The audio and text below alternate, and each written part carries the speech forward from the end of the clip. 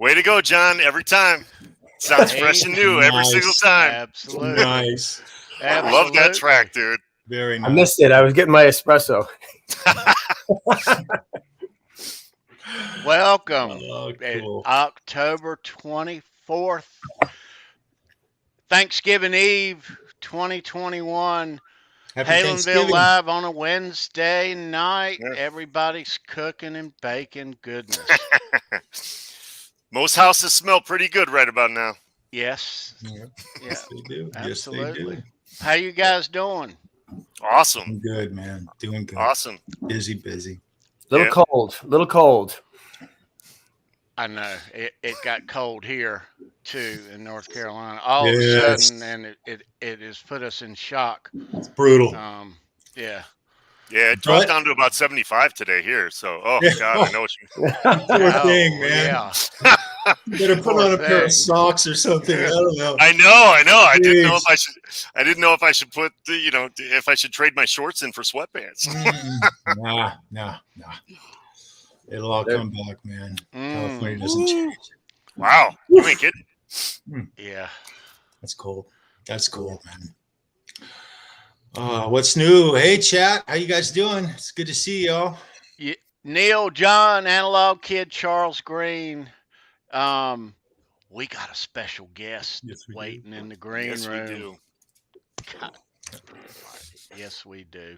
Let's recognize these fine folks in the chat. Keith Campbell, hey sir. Keith, what's going on, bro? Simon Hosford, Haas is in the Simon. house. My man. Christopher Live, Sawa, dude, what's up? Holly Lewis, hello, ma'am. Let's scroll it upwards. Lenny Lou and Mary, hello, ladies. Mary, love you guys. Right on. Thomas Santiago Nice. is here. Thomas, nice to see you. Krista, let's see. And we will certainly catch them as they roll in. Welcome, everybody. Good to see you. Everybody wants some's in the chat. Yes. Nice. Yes. Welcome. Yes. Good deal. Hey, so I want to give a shout. I mean, I know we say this every single week. We do our roll call as we go down the chat list and everybody's there. And we appreciate every single person that comes back regularly to watch these things. But tonight is extra special considering it's the night before Thanksgiving. And so, even though this is a part of the show that we just generally give shout outs to, we really do appreciate everybody that watches, everybody that tunes in, whether you catch us live or you catch us on the replay on YouTube. We really do appreciate all you guys. That's why we do it. That's why we keep coming back every week. So for all the regulars that are out there watching tonight, thank you guys. Happy Thanksgiving to all. Love you guys, thank you. Love you guys. Thank you. Absolutely. Thank you so much. Yeah.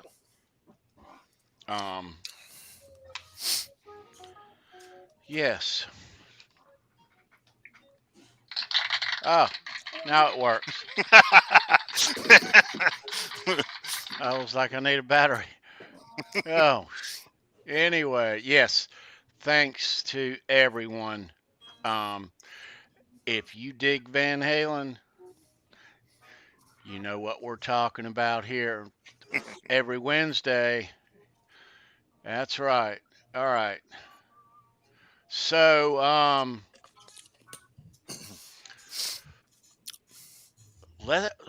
let's go ahead and bring in our guest. We're not going to waste any more time. Kids, the legendary rock journalist himself, the one and only Steve Rosen. Hey, guys. There he is. Right on, man. Absolutely, brother. It's good to see you, man. Awesome. Very good to see Thanks you. for having me on, guys. Steve, how Our you pleasure. doing, dude? I'm doing good, Tony. I'm doing really good. Good to see you. Happy Thanksgiving. Yeah, man. Same to you guys, too. And that was a nice shout out you gave the fans. People listening in, I mean, people have busy lives, and to come and check out, a podcast or, the broadcast is a very cool thing. Absolutely. Yeah, and it goes back to you too as well. Thank you for making the time to do this tonight. You've got other things to do. It's the night before a holiday weekend. We appreciate you coming on. Well, Absolutely. that's a little part of why I'm here tonight. Tony, tenacious bulldog that he is, has asked me to be on his freaking show so many times. I mean, Tony, leave me alone already. No, I'm kidding, man. For the last 3 or 4 months, I've actually been moving, and that's been a nightmare. Whoever's moved, I move once every 27 years, man, and it's one time too much. Anyway, for me, it was a difficult thing. So that was part of the reason why I sort of said, Tony, give me a shout next week. Tony, give me a shout next month. But the main thing was, and something I really didn't want to talk about was a little over a year ago, August, I started putting down some notes, just little thoughts and memories that I had about Edward, with no more intention or no more focus than to just, maybe put down some thoughts and, maybe crystallize some things in my head. And what would happen is my cat lives in a bizarro world, man. He lives backwards. At 1 o'clock in the freaking morning, he is up. He's walking around the bed. He's hungry, so I have to get up and feed him. You sure your cat's not a musician? Yeah, exactly. Nice. So I get up and feed him, and then I try to go back to bed, and I'm a little wired, and I watch some TV, and finally fall asleep. I mean, he kept doing that. Then he'd wake up at 2 o'clock. Then he'd wake up at 3 o'clock. And at one point in time, I thought, hell, I'm up. I sat down at the computer. I mean, it's black as night out. There's no noise, no confusion. And I just started, putting some ideas down. I didn't know where I started. I didn't know why I was doing it. And a couple of weeks later, I had like a few pages cobbled together. And a couple months later, I had a couple chapters cobbled together. And to bring this kind of anecdotal moment here to a close, this past October, last month, I wrote and finished my book on Edward Van Halen. Wow. Freaking way. Yeah, oh, my God. No. And that's you guys, awesome. This is kind of like the coming out, as it were. This is the first time I've sort of announced it publicly. Dude. Oh my God, we're That honored. is so freaking cool. Right on. So, guys, Gee, thank you. man. And that's kind of why I kept kind of putting Tony Let off. the questions begin. Thanks, man. Wow. I really kind of wanted to have something kind of real to talk about, and I didn't want to talk about, well, man, I'm kind of writing this thing, and I don't know where it's going. And yeah, it's wow. I mean, there's so much I could say about it. It's a very I'm long speechless. book. I'm literally freaking speechless. It's going to take me a moment to gather my thoughts. This is so So tell Steve, us more. Tell us more. completely finished. Well, man, I kept trying to edit myself, and it was just an impossible thing to do. So I was writing the book, honestly, as if it was never going to come out, as if it was just sort of, I hate to use the word catharsis, that's a little too touchy-feely, but, I mean, writing it, it was the most difficult thing I've ever written. And at the same time, man, it felt really good writing about that stuff. And so I gathered all my Van Halen stuff around me, and I had, I don't know, man, 40 or 50 hours of tapes. Some of the stuff you guys have heard, some of the stuff you guys have read in magazines, you've read those interviews, a lot of stuff you haven't read, a lot of stuff that I haven't listened to since the day I did these interviews. Some of the stuff dates back to 78. And it was just a truly remarkable journey. I mean, there is some stuff there that is so, I mean, I don't even know the word to describe it. It's just mind blowing because I had no memories whatsoever of these conversations, or Ed saying these things to me, or me asking Ed these questions, or me being asking him idiotic questions. Hey Ed, let's go on a double date. Hey Ed, sell me your guitar. I mean, I don't know. I don't know why I would have asked him those questions. And I would expect his response to be, dude, I'm not going to go out on a double date with you, and I'm not going to sell you my guitar. But I mean, he was so consistently cool and never, you know, made me feel weird for asking weird things. But I mean, so there was so much stuff. There's about 250,000 words, which is about twice as long as that typical kind of a biography, autobiography. Typically, those kinds of autobiographies are about 125,000 words. And that comes out to about 500 pages, which is extremely long. I mean, that's like a really thick book. And I just could not find parts that I could edit out, you know? So I just basically left everything in. And I mean, like I said, I've written 7 books previously, and they weren't easy books to write. This one was about 100 times harder than all 7 put together. It was just a difficult book on so many levels. I mean, the most immediate thing was having to sit there and hear Edward's voice over and over, and you know, being reminded of the conversation, and being reminded, oh, Ed came over to the house that day, and oh, Ed and I went to a football game. Yeah, football game, and you'll hear about that. And you know, I mean, that was hard. Steve, can I ask you a quick question? Yeah, man. Okay, so this anytime. Flowed out of you real easy. Were there any points when you were writing this? I know there were. Are there any that you want to discuss with us that were kind of hard? You were writing it and saying to yourself, God, this is reality and it's flowing out of me, but I can't write this. Because, you know, we all want to hear everything about Eddie, the good and the bad. He was a human being. And so we had this conversation once before, I think, on a previous show, but I'm going there again. Can you talk about that? Yeah, man, that's a great question.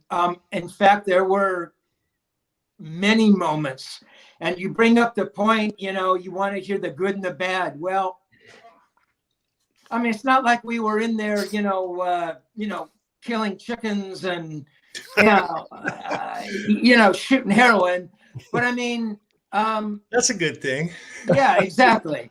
But I mean, there were some moments, you know, as I'm listening to it, I'm thinking, is this a moment that does it add anything to the enigma and the legend of Edward Van Halen? Mm-hmm. And in my mind, I had to remove myself as the friend, and that was another difficult thing. Right. Being the friend, being the journalist, you know, being the, you know, disinterested observer, hearing these things, you know, what do I write about and what do I not write about? And if I'm going to write all the good stuff, and the preponderance was amazing stuff, then I have to put in the bad stuff. And you know, Steve, instead of calling it good and bad, not to change your words, but I just call it the truth, the reality, the real. Yeah. Yeah. You know? Yeah. No, that's what it was. And people have this image of Ed, and hell, man, I had it myself. And you know, we see Ed on stage, and he was this persona, man, and he had this amazing walk, man, and he had this smile, and he looked amazing, you know, and it was a guy who seemed infallible, who had no insecurities, never, you know, thought twice about stuff. Well, man, that was not this dude. There you go. Yeah. You know, and I really realized that after hearing so many conversations, and I had to hear the conversations, and they happened over the course of time. So it wasn't like one time he'd say, you know, something, and I go, God, you know, Ed, really? You know, you feel that way? And, you know, those kinds of feelings would come out over and over. So yeah, man, he was a real human being. Specifically, I mean, I guess I would want you to read the book because there's so much more detail, but it comes out, he would, and I think you guys probably know this, you know, maybe some of the people listening maybe don't know it, but you know, there was over the course of about the first 4 or 5 records, you know, Ed would come over to the house, or I think I went up to his house once, and Ed would play me the tracks of the records with just the guitar tracks. I think there were drums on it, if I remember. So there were no vocals. I had no idea what the melodies were. He had song titles, but I was going by nothing else. So I was able to hear these naked tracks by themselves, and they were just astonishing. I mean, as you can imagine, I mean, there's probably you know, stems out there now where you can kind of hear some of that stuff. Yeah. But you know, to hear it, you know, when he's kind of there, you know, and he's playing the cassette, these are cassette days, you know, or then he'd stop the cassette and he'd play the lick and stuff, and it was just a remarkable experience. And I get into that pretty deeply in the book, and you know, it's all I could do to not just, you know, fall over backwards in awe and go, Ed, Jesus God, it's so fucking good, you're so, you know, I mean, I could have just gushed like that over and over. Yeah. But I really came to realize that Ed never really needed that. That's, you know, you would tell Ed, you're the greatest guitar player in the fucking world. He goes, yeah. Ed, you just won the guitar player poll 5 times in a row. He goes, yeah, that's cool. I mean, it just didn't mean anything to him. Yeah. And it's not like it was just false bravado where he was really hoping you'd say more when you say he didn't need hearing it. But sometimes my response, I would almost be so reserved because I didn't want to go like fanboy on the guy. And, you know, I get done hearing, you know, Dance the Night Away or whatever it was, you know, and I'm thinking, oh, Jesus, God, I have heard the greatest guitar players on the planet. And this is something different, man. This is something really special. Totally unique. So exactly. So I'd have to try to hold myself back. And he goes, I'd be sitting there and I can hear it on the tape. And I'll get into this in a moment. I hear it on the tape. You go, well, yeah, man, I thought it was cool. And he's like trying to convince me, like, didn't you think it was good? Because it's like I wasn't like going overboard. He's trying to say, well, I thought it was good. Didn't you think it was good? Yeah. It's like you can't even imagine. And I'm listening to it on tape, and I play the tape back. I'm going, is that really what he was trying to convey to me? You know, I mean, that to me was astonishing. That wasn't a bad thing. Yeah, of course. But you know, that was one of the amazing things. And his phrase for when he thought something was cool was, yeah, man, it sounds really nice. Nice. So when he'd call his own stuff nice, that's really good. You know, that's about as big and kind of exaggerated as Ed would get talking about his own stuff. Wow. We have an example of that later that we'll show a clip of, Steve. Oh, okay. Yeah. Cool. So that was one thing, you know, having to listen through all of this conversation with Ed and have those memories come back. Okay, so that was very hard. The second difficult thing was the juxtaposition of time. And I try to explain it in the book, and it's so confusing. I don't even know if I got it right. So I first met Ed in July of '77. Cheap Trick at the Whiskey A Go-Go. I was introduced to him by Michelle Meyer. Michelle used to book bands at the Whiskey, and I knew Michelle because she used to book a band that I was in at the various clubs. She also booked some at a club called Madame Wong's, and then she booked my band there.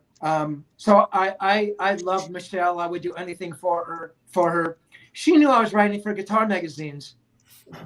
I'm there on a Friday night to see Cheap Trick, who were are recording a live record. And just to figure out who was there that night, as the history to try to write an exact history for the book, you cannot believe what it took to figure out it was Cheap Trick that night. Anyway, you can read about that in the book. So so I'm there. So I meet Ed in July '77. I interview him the first time. It's about a year later after. Sorry, I think it's before the first record. Okay, so I have this tape right before the first record. I think I did the interview in late November '77, late '77. The first album came out in February '78. That's right. It was for the first record. So, Day on the Green. Day on the Green. Actually, let me go to the second record. It's a better situation. Ed comes over for the first time. I have the interview on tape. So I'm trying to write it here so we're in 2020. I'm referencing back to a tape an interview that was done in whenever that second album was, '78. But I'm also referring to the actual physical moment when Ed is at the house. So that's 42 years ago, Steve. 42 years ago. So I'm trying to let people understand that I'm referencing the tape, but I'm also trying to bring you back and put you inside my living room on Weepaw Way and let you know, that Ed was smoking cigarettes in the house and I was getting migraine headaches. And he was, so it was like me jumping back and forth, which you're not supposed to do in this kind of a book. You're supposed to remain in one time frame. Anyway, that was a difficult thing to do, So I'm trying to, reference a moment in time that happened 42 years ago, a tape that happened 42 years ago, that I'm writing 42 years later. Anyway, that was a difficult thing, and just trying to find some continuity. And I wanted it to read like a novel. I wanted it to read like one of my favorite writers, T.C. Boyle or Tom Robbins or John Steinbeck. I wanted it to read as a novel and not just about me hanging out with this guy. And I think I accomplished that. I hope I accomplished that. Well, actually, that leads me to a question, if you don't mind. Yeah. I'm sure, obviously you started putting this together before we got the news that he actually passed. That's right. And so, I may already know the answer to this, but I'd like for you to elaborate, if you could, on, did you have a design on where you wanted the narrative to go? Or did you allow the old interviews kind of tell the story and reshape what you were going to write originally when you started putting this together before he passed? That's another great question, man. And you bring up an excellent point, because some people are going to jump down my throat and say, oh, you fucking bastard. You only came out with a book after Ed passed away. I began the book on August 24th, which is my birthday, believe it or not. Well, not believe it or not, but it was my birthday. The fact that there are 8 other books out there now, that's different. And no offense to any of those guys who've written those books, but that wasn't my intent whatsoever. Sure. And if you look at it another way, some of you guys also may know that back in '85, I was going to write Edward's authorized biography, his autobiography. Yeah. That book never came to be. So this book is sort of a book, that book within a book. So if you really look at it that way, I really waited 85 to 2001. What is that? I can't do the math. I waited, well over 45 years to write the book. I mean, total. Yeah. He and I sort of, and again, you'll read about this. He and I sort of fell out of touch in 2003. I could have written the book in 2004. I could have written it in 2005. Yeah, sure. I couldn't do it. One, even though we weren't speaking, I still cared too much about him and respected him. So that's in response to your first part of the question. The second part was, yeah, man, when I first started writing, I really didn't know. I knew that I had all of these interviews that I had never heard since the day I did them. And when I played one of them, I realized, oh God, this stuff is, it was just so amazing. Oh man, that's awesome. There were all the interviews I did with Ed for magazines. And again, you guys have read a lot of that in Guitar World. A lot of them ended up in Japanese magazines, European magazines. Yeah. A lot of that has been published. There were about 13, 14, 15 hours of interviews that I call the twilight tapes, because they tended to happen late at night. The phone would ring at 2 o'clock in the morning, and your phone never rings at 2 o'clock in the morning unless it's horrific news, unless you're Edward Van Halen and you're up and you want to fucking talk. Yeah. So sounds like your cat. What's that? It sounds like your cat. Exactly. So the phone would ring. Hey, what's going on? What are you doing, man? I go, Ed, what are you doing, man? And we talk. And I asked him. I said, Ed, can I record? He said, you can record any fucking thing you want, man. Anytime, wherever. And thank God he said that, because I never would have done that. And even then, I missed a few of those conversations, which makes me cringe. But I did record. Like I said, I think there's about 13 or 14, maybe 15 of them, I don't know, 12 or 13 hours. And these aren't interviews. These are just kind of conversations. Yeah. And I mean, oh God, there is some stuff on there that, I mean, some of this stuff brings tears to my eyes. I mean, some of this stuff is so personal. And you talked before about, what did I want to bring out and not bring out? And I thought, oh my God, can I do this? But it's such beautiful stuff. I mean, it's because it's real, Steve. It's real, man. It is so fucking real. I mean, some of it was really hard to listen to. I'm not trying to be maudlin, but I hope that the reader will be as touched by it as I am. And so to get back to the question, so at that point, I kind of realized that the Twilight tapes were kind of like the touchstones. They were kind of the stepping stones. And in between, there was all these episodes and things that I did with Ed. We went to a football game, which was just an unbelievable experience. I mean, I didn't even know the guy knew what a football was. And oh no, I've got a 20% battery remaining. Let me plug in here, guys. Which was a story in and of itself.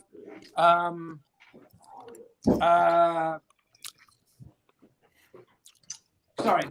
You're good. We smoked marijuana one night, which was, you cannot even believe what happened. I'm not even going to give it away.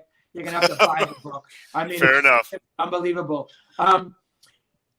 What happened was, because I didn't record every moment I was with him, sometimes I'd go up to the house and I wouldn't bring the cassette player, which I could kill myself for, but it's like, hey, I'm just, he would just want to hang out, I say, hey man, what are you doing? Come over. Hey man, I'm going to come over. And to have the cassette player going, I just thought was weird. It would have felt too intrusive. So there will be a reference on the tape to something that obviously was talked about in an unrecorded moment. And those were the difficult moments, because it was something that would come up that I had no memory of. Right. He talks about being down at Sound City with me. I never remember being at Sound City with him. I know that I was never there when the band were recording, but I think I was down there the way that this conversation on tape went, where he was playing me some tracks from one of the records. I have no memory of that whatsoever. So those are the kind of little bits I try to fill in. I try to bring my own memories, my own sense of who he was and his, frailties and his fragilities and his insecurities, and I lay myself out there. you know, I was going to say that, Steve. This is This your is book great about your news. Wow. experiences. So you're Yes. basically just bearing your soul to your readers. I mean, I did. I mean, I didn't hold anything back. With a So, dose of reality. I think this is wonderful, man. well, I mean, I guess at the end of it, you know, it's the only way that I could write it. I mean, without trying to sound authorly or something, but you know, and I think, I mean, I think it came out, it came out really cool. You know, you mentioned at the beginning of this conversation, you didn't want to use the term catharsis, but Yeah. since we're kind of going there right now, I mean, do you feel a sense of catharsis? Like, do you feel like this was a story you needed to tell? Do you like how do now that it's done, where's your headspace at? You know, that's a really good question, man. The moment I wrote the last 3 words, I thought, holy fuck, I feel fucking good. I feel That's awesome. really whole. Nice. Right on, man. Awesome. You know, again, I think maybe some of you guys know that, you know, that friendship fell apart. And I really try to go into depth to try to figure out why that happened. Sure. You know, Steve, if I may iterate here, I always kind of got the vibe, because I've known you for a little bit and I've been reading you forever. I kind of got the feeling that the reason you didn't come out with this book, you know, a few years ago was mainly because Eddie was still with us and there was still an ongoing, unfinished sort of chapter in your book. I kind of got that vibe. And so I kind of got a feeling, and if I'm wrong, you know, forgive me for saying it, but it seemed like you were maybe kind of waiting to see what life brought you as far as this book and the end of it, you know? Yeah, man, that's a really excellent point. You know, I mean, I think you guys probably have a better insight into me than I do myself, because, you know, I mean, I kept wondering, because, you know, I mean, going back years and years, I mean, I realized there were a lot of tapes that I had, and, you know, maybe I could write the book, and, you know, I could just never, I could never bring myself to do it.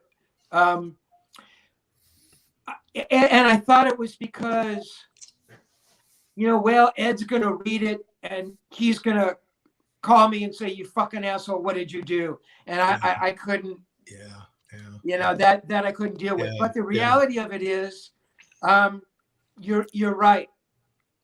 There was a small, tiny, microscopic part of me that thought the phone is going to ring one day, and it's going to be Ed, and it's going to say, hey, man, I love you. I want to be your friend. I kept holding on to that. I really did. And I talk about that in the book. Excellent. And towards the end of the book, a couple last chapters, I did reach out to Ed several times. I'd actually found the balls to call him. His number was out of order. You know, I had his email, or I had his wife/manager's email. And I think I sent him 2 or 3 emails, you know, around Christmas and on his birthday, and I never heard anything. The last email I kept. I deleted the first 2 because I just couldn't stand looking at them, to be honest with you. I kept the last one, and I actually include that in the book. And you know, I mean, basically I say, hey, Ed, I hope you read it, and I hope you're well, and I hope you call me. Yeah. Cool. And I'll give you a little bit more of a teaser. Several months later, and this is probably, I don't know, 2021 at some point. I was probably, I don't know, halfway through the book. I'm really bad with dates, chronology. A friend of mine, Andrew Klein, I wrote a book with Andrew on Randy Rhodes, a very, very sweet guy. He kind of really dug what I did, and he knew my relationship with Ed. And he hunted down Ed's current phone number, and he gave it to me. And I held on to it for months and months. I could not find that thing to call him again. I just couldn't do it. Wow. And then I thought, I have to do this, you know. I have to do Yeah. this. So, you know, with trepidation, well, what am I doing? Dial. I punched in the numbers. Wow. I go, hi, it's Edward. I go, and I was just fucking machine. Oh my And I God. said, hey, Edward, it's Dude. you know, man, I hope you hear them. Hope you hear the message, man. I just want to tell you, I miss you. I hope you're doing well. And, you know, I'd love to speak with you. And I never heard from him. So there is another final chapter after that. I'm not going to give it away. But to get back to your original point, yes, man, you're right. I think the reason that I did wait was that little tiny bit that you know, I was going to call and, hey, man, I'm sorry, where you been? And you know, let's get together and let's write that book, you know. You know, and it's funny because I've talked about this before. There are moments when I was writing the book, and because it's been so long, I thought, did I hallucinate the whole thing? Did I, you know, did I kind of just suggest to Ed, oh, sorry, guys, I'm still getting a low battery thing. Shit. Did I suggest to Ed, hey, Ed, you know, can I write the book? And he might have said, yeah, I don't care. Do whatever you want. And I may have taken that as, yes, do it. But he didn't. I mean, we signed simple little contracts and stuff. But there are moments in the book when I sort of bring it up. And there was one point after the 1984 record, you know, they were huge, though things were falling apart. He had just started hanging out with Sammy a little bit. And I said, Ed, I said, now would be such a perfect time. You know, it could be like, we could do like 2 parts, Ed. Part 1 could be like, you know, the David Lee Roth years. And then the second part could be Sammy moving forward. And he goes, well, no, man, the first one should be, you know, Dave through Sammy. It should end with Sammy, you know, because then the next book could begin with Sammy. I go, Ed, that's fucking perfect, genius. I mean, he fucking got it. In that moment, he got it. And then there'll be other times when he goes, yeah, man, I really fucked up, didn't I? So what are you talking about? Yeah, man, we should have done the book right after 1984. I fucked up, didn't I? Wow. Oh my God. He would get it, you know. I mean, it was like crystal clear in his head what the book was. And then a day would go by and it's like there was no book. Yeah. And I that kind of went on for about 5 years, at which point I sort of let the book go, and you'll read about that. But yeah, it was you know, Steve, you honored Eddie by waiting to write the book. And you know, the way I take it, you definitely honored him by waiting. It took massive intestinal fortitude to not write the book, and respect for Eddie for you to not write that book. Because I know you could have done it at any time. Yeah, like you said, 2004. You could have put it out in 2004. You could have kicked that sucker out. And so anyway, it just obviously shows to me your love for Eddie Van Halen. That's really what I'm seeing here. I appreciate that, man. And I think the one thing that I'm hoping people will really get from this, that you might not find, I know there's 2 or 3 other books out there. I know Brad Tolinski and Chris Gill's book is out there. And, you know, Brad is an excellent writer. Chris Gill is a terrific writer. Brad did a lot of interviews. They both did a lot of interviews with Ed. Brad kindly used some of my stuff in there. They love you, man. They love you. They do. Which is very cool, you know. But, and again, I'm taking nothing away from his book. There's another book coming out, Paul Brannigan, I think. And I haven't read that book. It's not even out yet. And he's also an excellent writer. But these are all books based on interviews and, you know, spending an hour or 2 with Ed and, you know, coming back and spending a couple hours with him. And that's valid, you know, that has a lot of validity. And I've read Brad's book, or most of it. And, you know, I mean, it paints a very distinct picture of Ed. But I think what you miss is sort of, you know, what's kind of, you know, underneath that.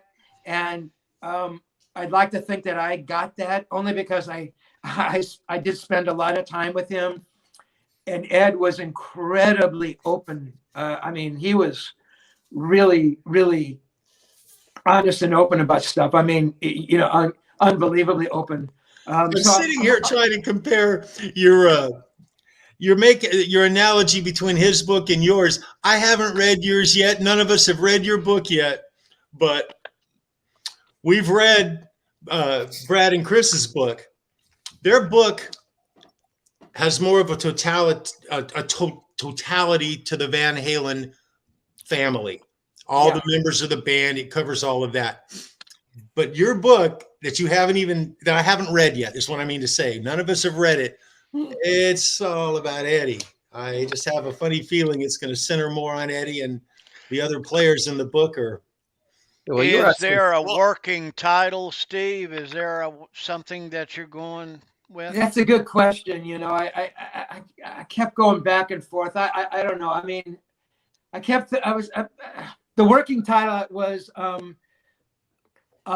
A Life Was His, kind of a poetic thing on what a life he led. A life was his, my 26-year journey with Edward Van Halen. But I'm not sure. Maybe I kicked around so many names, so many titles. I'm open to suggestions. How about Eddie Van Halen, the Twilight Tapes? That sounds awesome. Yeah, that's not bad actually. That's not bad at all. Conversations with Eddie Van Halen. Why my cat wouldn't leave me the fuck alone until I There you go. There you go. But yeah, the book is certainly about Ed. The other guys do play kind of support roles, and there's some really honest stuff from Ed and me about those guys in the book. And again, I was gonna God, do I want to put that stuff in there? Do I want to lay myself out there making these comments? And I thought, hell, man, I have to do it. I can't. Excellent. Be a hypocrite. So excellent. So Steve, is there a time frame at all? Thank you for asking that. I've got these fucking notes in front of me, and I told you guys know more than I do. So the book is done. I was actually able to get through my very good friend, I'm sure you all know by reputation and name, Neil Zlozauer. Mm-hmm. Neil was working with an art director named Daniel Gray. Neil has a new Van Halen book coming out, strictly on Ed. All of Neil's unseen Edward Van Halen shots. These photos are. Neil has a bar that he sets, and he thinks of a photo he shot falls below that bar. He wants nobody to see it. Well, this art director came in, said, the only way I'm going to do this is if I see every single photo you've ever taken. And Daniel picked I think there's 300 shots. 300 of these shots that have been unseen that are just you will be tasty. Oh my God, I love it. So through Neil's introduction, I talked to Daniel. I told him about my book. Daniel, like you guys, is a hardcore Van Halen fan. He says, hey man, I'd love to help. What can we do? So he's on board. He's actually the first one to read the book. And he read the first half and said that it was fucking great. And he better fucking say that. Right on. So he's going to help me put it together. I'm going to self-publish. No publisher would. I sent it out to a couple of publishers, and the first thing they said was, sorry, the book's too long. It's just, and I part of me understands it. I mean, it's economics, it's paper, it's printed. Man, I welcome a 500-page Van Halen. Well, a publisher might want you to edit also, and now you're the publisher, so you don't have to edit. You don't have to do what they want. It's your book. Well, that's a good point, John. Exactly right. And some of them said, well, I probably would have had to have cut out half of it. And I just couldn't imagine what I would have cut out. So, time frame. I mean, again, man, this is rough. February, March. Wow, I don't that's think. quick. Soon. That's not too bad. That's really Yeah, soon. I mean, I figure Of 2022. That's 2024. No, I'm kidding. Yeah, Oh, 2024. Jesus. Yeah, man. Right. Yeah, no, I mean, Okay. nothing's going to be done between now and the end of the year. So I'm hoping. I mean, I have no idea how long it takes to get a book published. I'm figuring it takes a couple months and then maybe another month to kind of, get it sent and done and everything. It's going to be a hardback. There will not be a lot of photos. It's not that kind of a book. There will be some of the photos that you guys have seen of me and Ed. There'll probably be a few more that you haven't seen. There'll be some shots that I think you guys will find interesting that I reference in the book. There are copies actually of the contracts. I have those. Wow, cool. I have a Very copy cool. of a Awesome. 1099 form when Ed gave me some money to work on the book. I Wow. think you guys will dig. Nice. Very cool. Yeah, some backstage passes, signed Christmas card, various things, but basically minimal stuff. And all the photos are going to be in black and white.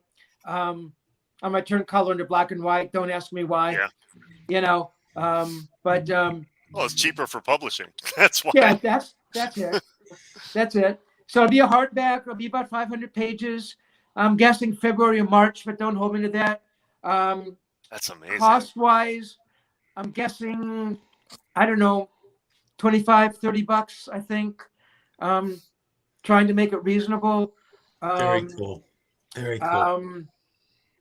And at a point in time when kind of the book looks like, I have a date when I kind of know I'll have maybe books in hand, and I'm not trying to plug it or anything, but Plug it, dude. Plug it. Well, hopefully there's an interest in, We're excited about this. This is big news. We'll plug it for you. Well, please do that. Fantastic. We'll be your grassroots campaign. Well, nice, man. Talk to all the Van Halen sites for me. I'll do like a pre-order, obviously I'll happily and with great pleasure and pride sign anything to anybody. And I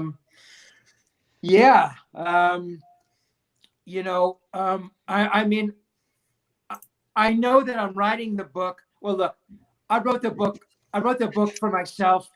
I wrote the book for Van Halen fans. I wrote the book for, Van Halen fan who maybe only knows Van Halen through a greatest hits album. I wrote the Van Halen book for, a fan who sees Van Halen every time they came to their city. I wrote the book through hardcore fans and fucking, lunatic guys like you. So, I know there's a big audience there, and I know there's got to live up to some high standards. And yes, they do. Trust me, man. If I didn't think I did that, I'd keep it to myself. And cool. Cool. That would be it. So to read this book, man. I can't wait to read it. Yeah. Let me just real quick. I'd like to just remind our audience, by the way, again, we are so freaking honored right now that you decided to announce this on our show tonight. Yeah, this is big news. This is huge. And the night before Thanksgiving, this is amazing. Yeah. I'm so honored.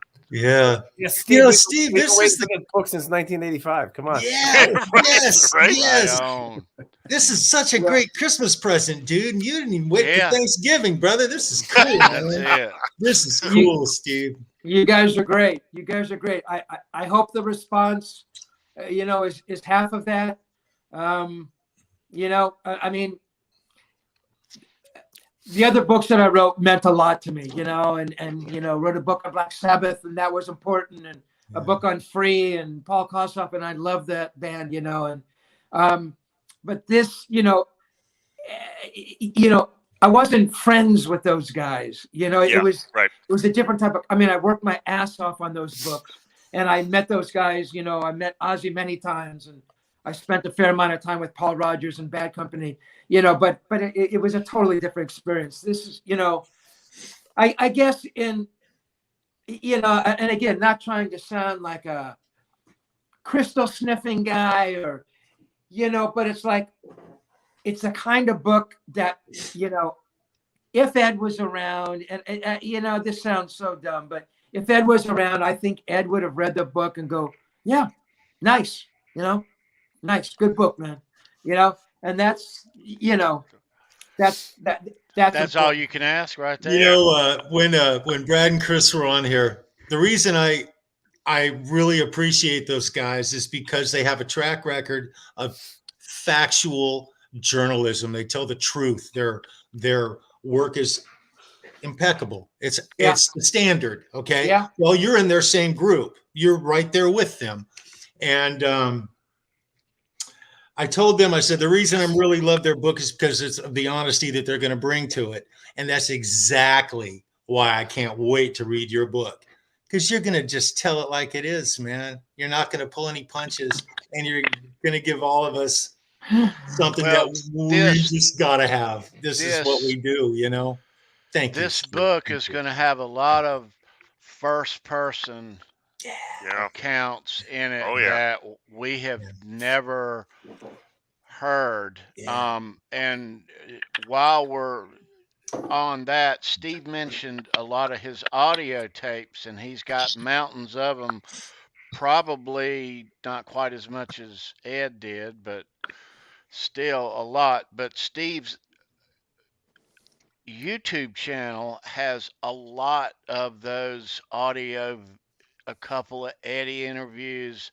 There's a Michael Anthony, a David Lee Roth, and they talk about stuff that you have never heard before. Check it out. Yes. Yeah, man. Yeah, and you know, it's funny. I'm happy I put those up. I kind of wish I had. I don't regret putting them up. I'm happy I put them up. The response was really positive. I think people loved hearing that stuff. I guess had I known about the book, maybe I would have saved them. But you know, at least the transcriptions of that stuff. But I'm happy I put that up. They were the amazing. Interviews with Mike Anthony and Alex, that's cool. And like I said, I do. Mike and Alex and Dave do come up. Sammy comes up in sort of support roles, and that's some honest stuff there. While we're here, I also had an idea about doing an ebook. So you're kind of reading, you know, this interview I'm doing with Ed, and then here's like 30 seconds of the actual interview. You mean you throw the audio in with it, like an audio snippet? Oh, embed nice. audio, yeah. Dude, Very nice. Absolutely. Count me in. Absolutely brilliant. Yeah, I think that'd be amazing. And there are some of these other moments where Ed is playing. You guys will just, I mean, you will fucking. Oh my God, you just sold me. You just I'm sold me, blown man. away right now. You want someone to narrate it? You want someone to narrate it? I'll read it. Dude. And I don't want to give the whole book away because I want you to buy the fucking book, you guys. Yeah. But no, I'm kidding. Ed, I think Ed and I jammed a couple times. I didn't realize I think we jammed 3 times, and I talked about in the book. Ed came over to the house once, and he's actually playing on one of my songs. You cannot even. I try to describe it in the book, and I think I do a pretty good job. He hears this song that I'm writing with a buddy. He's heard it one time. He doesn't know the chord changes, and he says, "Yeah, man, but if you did this and this, it is." We know what a remarkable songwriter Ed is. Yeah, man, he writes these great riffs, and what a great. You have no, or maybe you do. I had no idea how really fucking talented the guy was until he's like putting these parts on my song. So in other words, I know what the song is. I know the changes, and he comes up with these bits, and I'm going, "Oh Jesus God, this is like."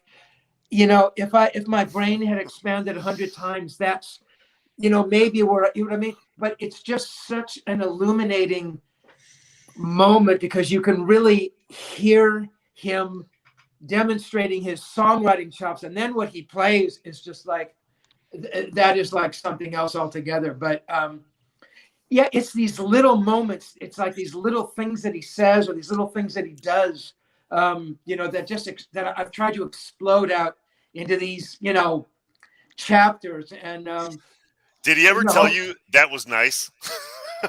What? I'm sorry, say it again. Did he ever say that's nice? It was nice. Exactly. He said to me and my friend Ron, who's actually a cello player, who I took Ron over to Ed's house, and Ron gave Ed his first cello lesson. And that's a story I'm not even going to tell you because that one will fucking destroy you. God. But Ron was a very talented guy. Ron could play keyboards and cello, and he played bass. He said to us, "Oh, you guys don't play fair." And I couldn't figure out what he was talking about. He goes, "Yeah, you guys don't play fair." And what he was saying was, and this is ridiculous, and I'm only saying this because this is what he meant. And I wrote this in the book. It's like, oh, because you guys are so talented, you write these kinds of good songs. I mean, Wow. He didn't have to say those things. When he first came over to the house that night, and Ed, rolls up. I didn't know he was coming. He knocks on the door. He comes strolling in. He goes, "Oh, I'm sorry, man. I didn't mean to bother you." He sees that we're playing. My friend's on the keyboard. I've got the guitar. "I didn't mean to bother you." I mean, do you know what that says? I mean, you can understand what that says about this guy, right? You talk about his humility and him not,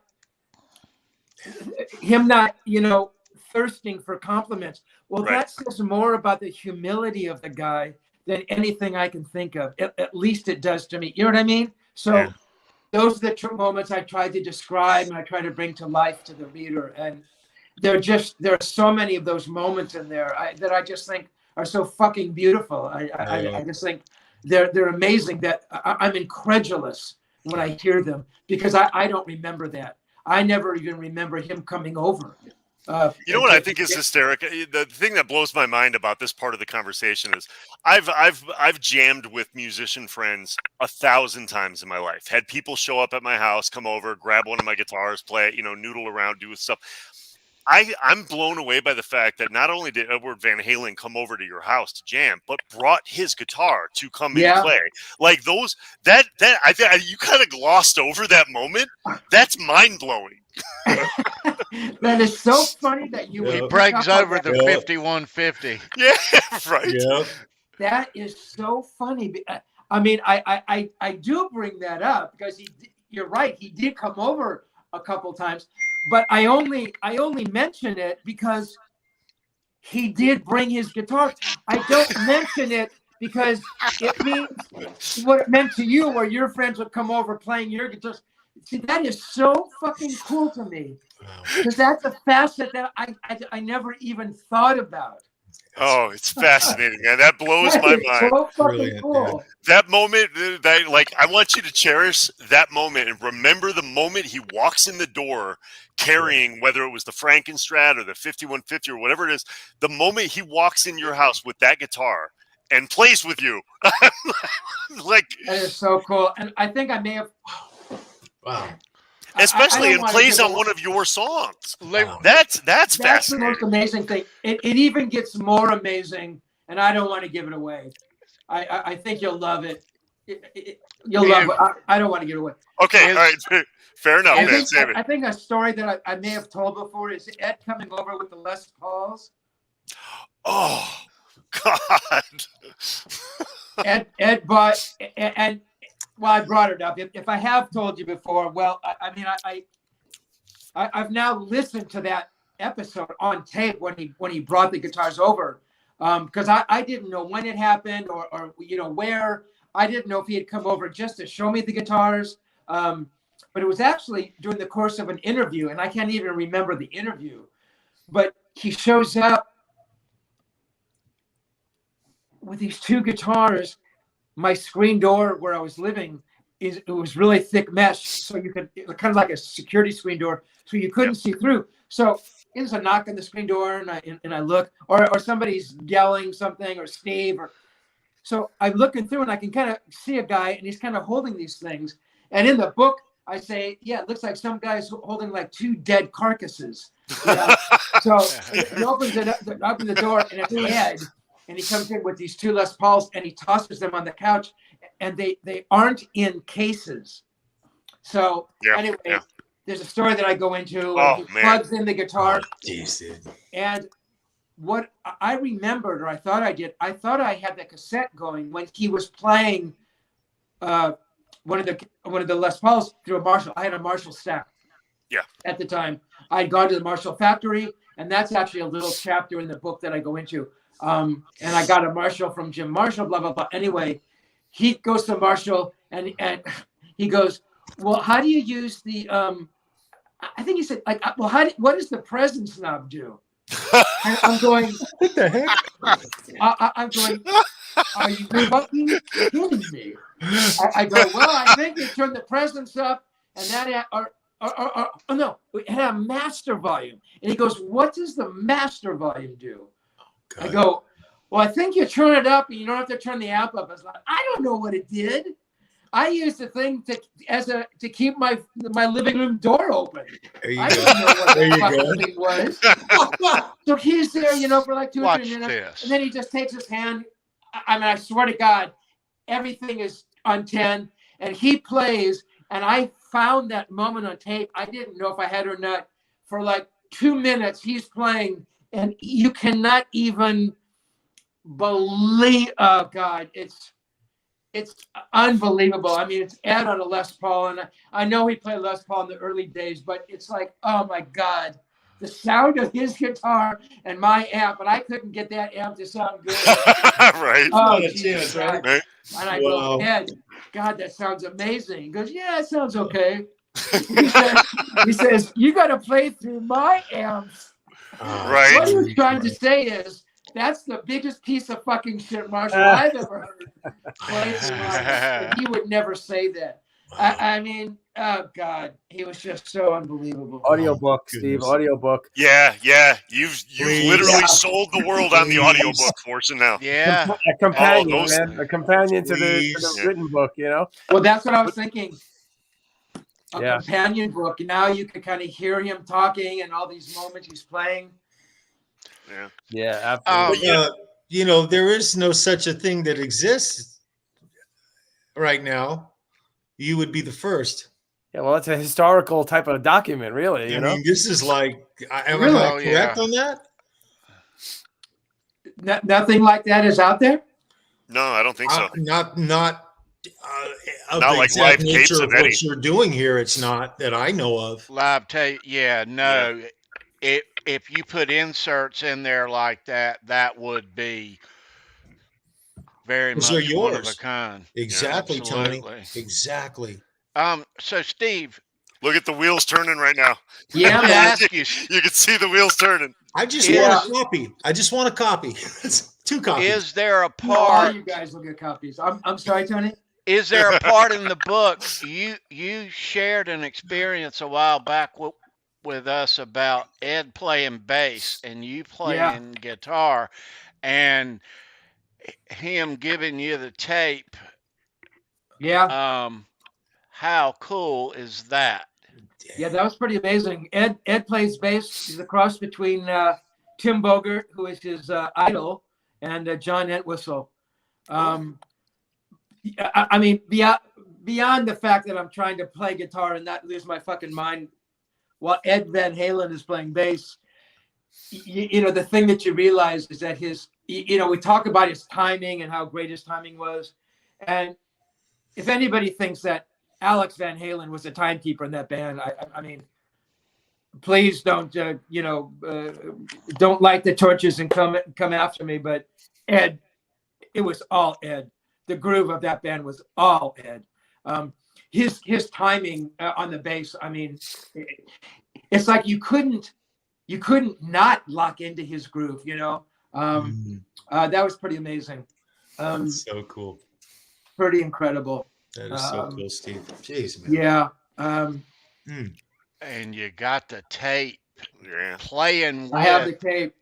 Oh my goodness. And there are a couple other moments jamming and me kind of playing guitars at 5150. And I'm going to save that for the book. You can read those chapters. I think it's pretty, they're pretty amazing chapters. Thank you for sharing this with all of us, Steve. My goodness, man. Yeah, Steve, let me just point out what is probably apparently obvious to all of our people in the live chat and all of us sitting here in the room with you, but you're glowing as you share these stories with us. You really are. And that if you had any doubt about whether or not you should do this and put this book out and whether or not it would be received well, because like you said at the beginning of the conversation, everybody's got a book out about Eddie now because he passed, even though you started writing yours beforehand. And I want to make sure our listeners know that. Watching you share these stories that only you have access to in your memory bank. Nobody else knows these things but you, and you sharing them, seeing you glow about that. There's an appetite for this. There's an audience for this. And I absolutely think you did the right thing. You've done the world a service by putting this out there. Absolutely. Yeah. Absolutely. You guys are just amazing for my soul. And I have to tell you, other than, I never even told my brother I was writing the book. He doesn't even know. He doesn't even know I finished it. I think I may have sort of mentioned to one or two people that, I'm kind of working on it. It was kind of a half-hearted explanation. I've really kept it bottled inside for a long time. Sure. Right. Yeah. And, sitting down night after night after night after night after night, thinking, my God, I'm never going to come to the end. I'm never going to come to the end, or I'm going to come to the end and it's not going to feel right, So, You're saying it's done.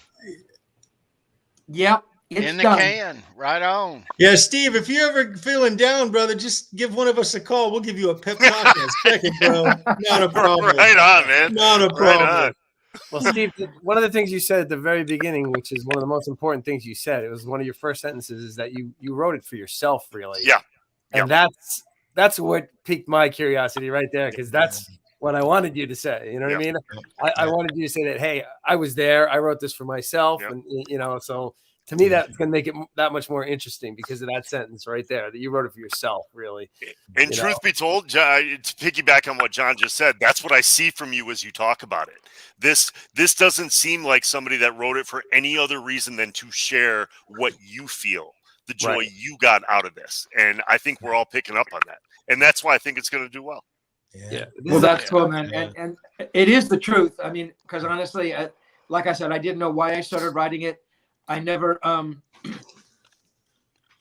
even when it was done, I thought, okay, I was really happy it was over, that I finished it, I had completed it. But honestly, I didn't know what to do. I'm gonna be truly honest with you guys. I reached out to 2 book agents. The first one said it was too long, and that a publisher would never publish a book like that. And the second guy, actually, he wasn't an agent. He actually worked for a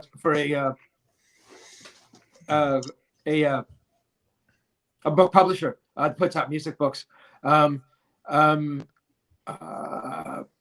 Told me, he was confused by the story. He goes, you need to read this Dutch guy interviewed Frank Zappa. You got to read you read this, and this is what the book should be like. And if I knew where the guy lived, I would have firebombed his fucking house. I mean,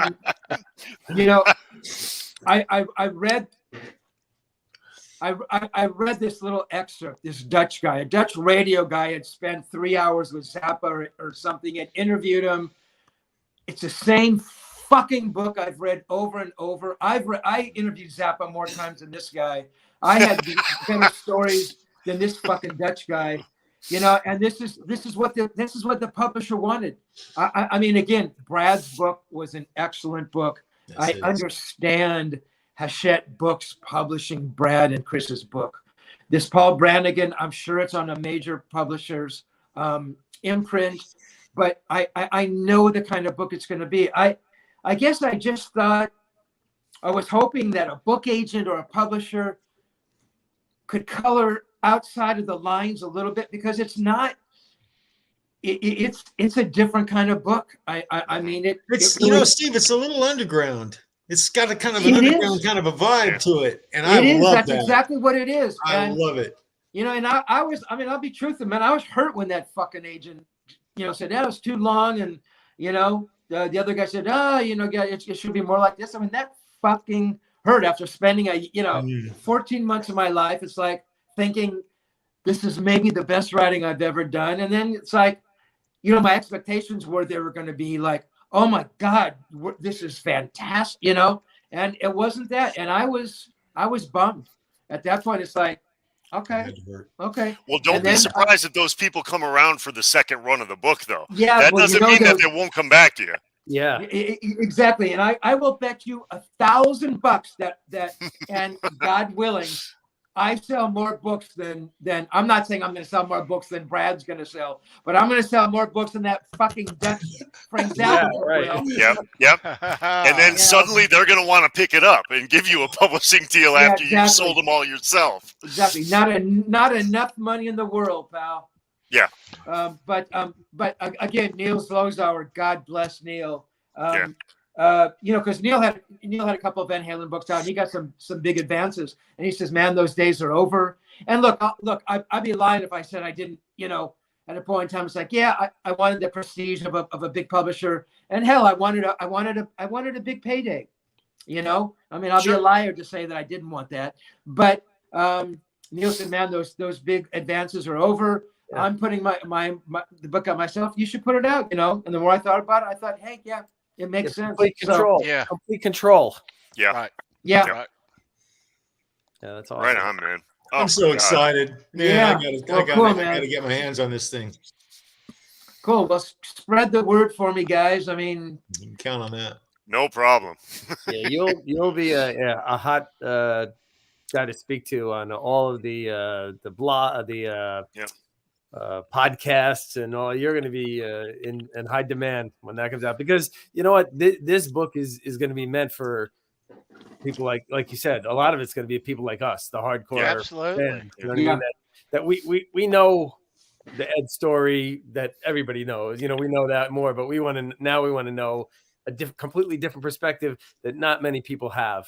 You know, nobody. Who else is going to have a book like yours? Nobody. Yeah. Nobody's going to have it, you know. Right.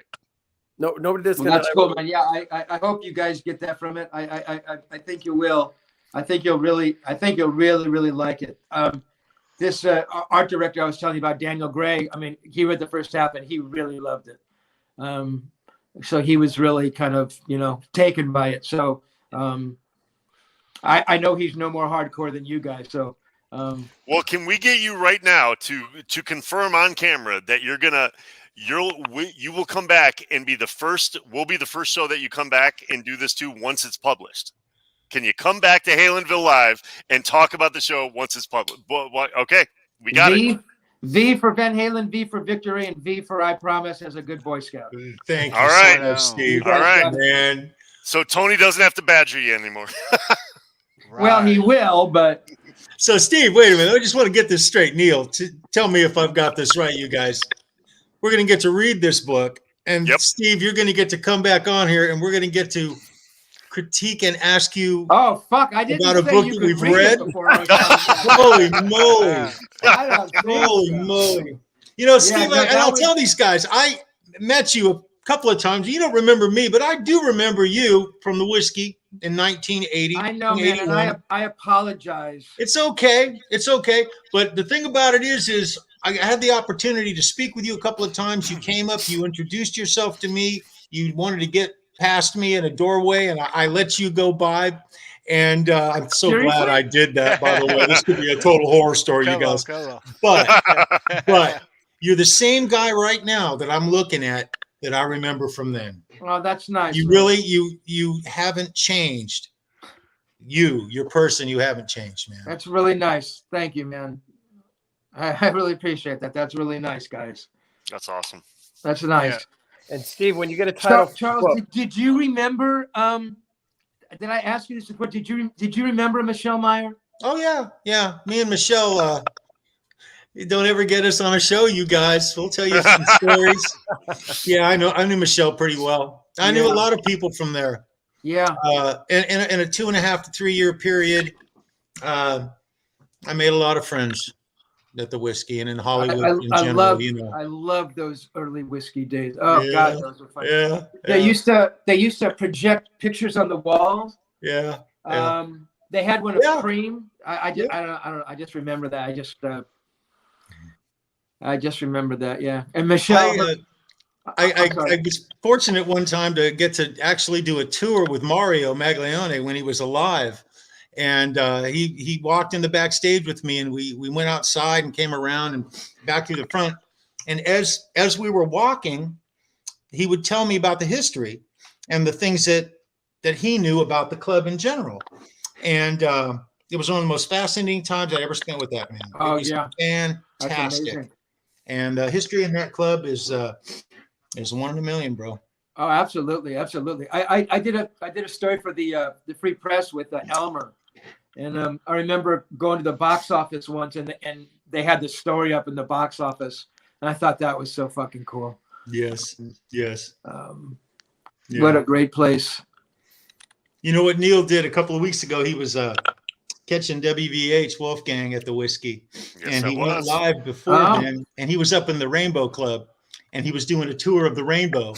And he was walking through and doing just shooting everything, and waitresses and bartenders were looking at him like, "Hey man, what are you doing here?" And I was just having flashbacks, man. Flashbacks from I think the last time I was there, it was around 1983, maybe 84 at the Rainbow Club. That's the last time I was in there. Wow. And they've remodeled it a little bit, but it's still the same. The vibe has not changed. And it's like taking a step back in time, man. Yeah. It's really, it's amazing that place is still there. Yes, it is. Because Gazzari's is long gone. Gazzari's has been, I think, a couple clubs already. Yeah. You know, the strange thing about Van Halen that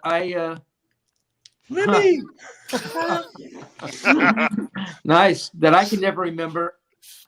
I cannot remember the first time I saw Van Halen, which gets discussed in the book, because I talk about, I asked Ed about this bomb that he uses, and the only way I would have known about that is seeing them, but I cannot remember seeing them. Interesting. Before this interview, and I remember Ed asked once, "Oh, the first time you saw us at the whiskey?" I just said yes. I mean, Christ, how could I? Well, it could have been a half a dozen clubs in LA at that time. They were playing the Starwood. They were a regular at Gazzari's. They had played the whiskey. I know. I thought it would have been the Starwood, because I believe it probably would have been the Starwood, Steve. You know, I mean, I must have seen them there. Maybe, I don't know. Yeah. But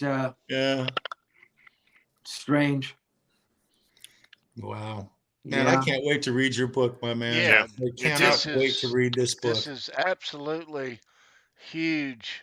Well, cool. Well, Daniel he's finishing. He's going to finish reading it, and then he'll start putting some ideas together. Again, it's not going to be a real ornate book, but it'll be nice paper, and I came up with some fun chapter titles, and cool. I want it to be hardback. I mean, I want it to look like a real book and not a DIY kind of paperback kind of a thing. So, Steve, let me ask you this question, and I'm sure it's on a bunch of people's minds now. Why can I not fucking get myself censored? You guys do it. God, it's frustrating.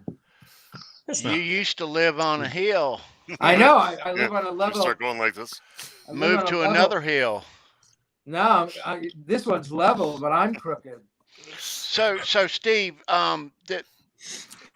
does Wolfgang and his mom know about the book? Have you reached out? That's a good question. No, they don't. Do you expect any kind of blowback or any kind of thing about the book? I know they seem not to want really any book out, to be honest with you. I don't think they really want anybody writing book, No, they don't. They don't. You're absolutely right. For a short time, I was thinking about reaching out to Valerie to see if she would do a foreword. I mean, it's not like I was good friends with Val, but I mean, I met her a few times. She was always up the house, and there's some fun stories. And I thought she was a sweetheart. She always treated me really nice, and I think she knew that, she was really, really protective of Ed. And I think she knew that I was, I would never do anything to hurt Ed in any way. So I was thinking, to reach out to ask her. And then I thought, there's some bits, and again, you'll read the book that Ed talks about her, and it's some of that stuff, man. And I thought, God, do I want to put this in? But it's what it was. I mean, it's not like it's just some honest feelings that I know he's never spoken about to anybody before. And Wolf, he talks about, I have an interview with Ed, probably when Wolf is like 9 or 10, and Ed walks down the hall to where Wolf was playing drums. Anyway, it's a fantastic conversation about Wolf. I mean, he adored Wolf. What I'm hoping is that Wolf, who seems to be like a very smart man, comes to find out about my book. Maybe he talks to his mom, who's this Steve Rosen guy, and hopefully she says nice things about me. Hey, Steve was friends with your dad and for 26 years, and they spent a lot of time together, and I'm hoping he'll come to recognize that. I don't know. If I were to reach out to either of them, I know that they'd say, we want to read it. And she'd say, I don't want the book put out. And he'd probably just say, I don't want the book put out on general purposes. So it's kind of like there's nothing to be gained by it, as much as it would be fantastic, to have their approval. But no, I haven't reached out to them. Yeah, I mean, I just get the feeling, like you said, Brad and Chris's book, which was, they didn't, it was basic, there was nothing controversial really in their books, and they didn't even seem to want to get behind that. They just didn't. I don't think they thought, oh, it's too soon, we don't want any, So, like you said, what's it? It's really not going to make a difference either way. You know what I mean? They don't want any book. I don't think that. So either way, it's not going to, make a difference. I mean, I have, excuse me. I have no qualms whatsoever about having either of them read the book. Right. I mean, I don't think Valerie would be particularly pleased. I mean, Ed says some very nice things about her as well, but towards the end there, I mean, he was unhappy, and there's also a discrepancy in the terms of the divorce that I don't want to go into, which is incredibly interesting. But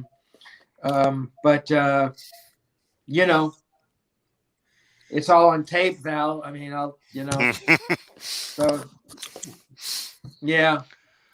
So, some people will be upset. Some Valerie fans are going to say, oh, that's not true. But nevertheless, a pure treat to Van Halen fans. Well, I hope so. It's not going to take away from the way we love Eddie, how we feel about him, how we feel about the music. These are things I love. New things or stuff I love to read. Yeah. I think it will. Yeah, I think it will make you love him more. Again, there's some dark moments. There's some things that he says that might shock you. But I think you'll realize what I did, what a beautiful human being the guy really was. I mean, he was really, I mean, dude, there is nobody on this planet who had more baggage than I did. You know, and it was a weird dichotomy. You're around this guy who seems to have, or seems to, yeah, for all intents and purposes, has everything you want. He's got fame, he's got fortune, he's got a beautiful shit hot wife, he's got looks, he's got the greatest hair on the planet. He's never overweight. He's got the greatest fucking biceps. You know, and it's like you're constantly around him. And it's like, and it's like you can't even be jealous of somebody like that because you can't even rise to a level where you're allowed to be jealous. But you know, it was as much as I loved being around him every moment.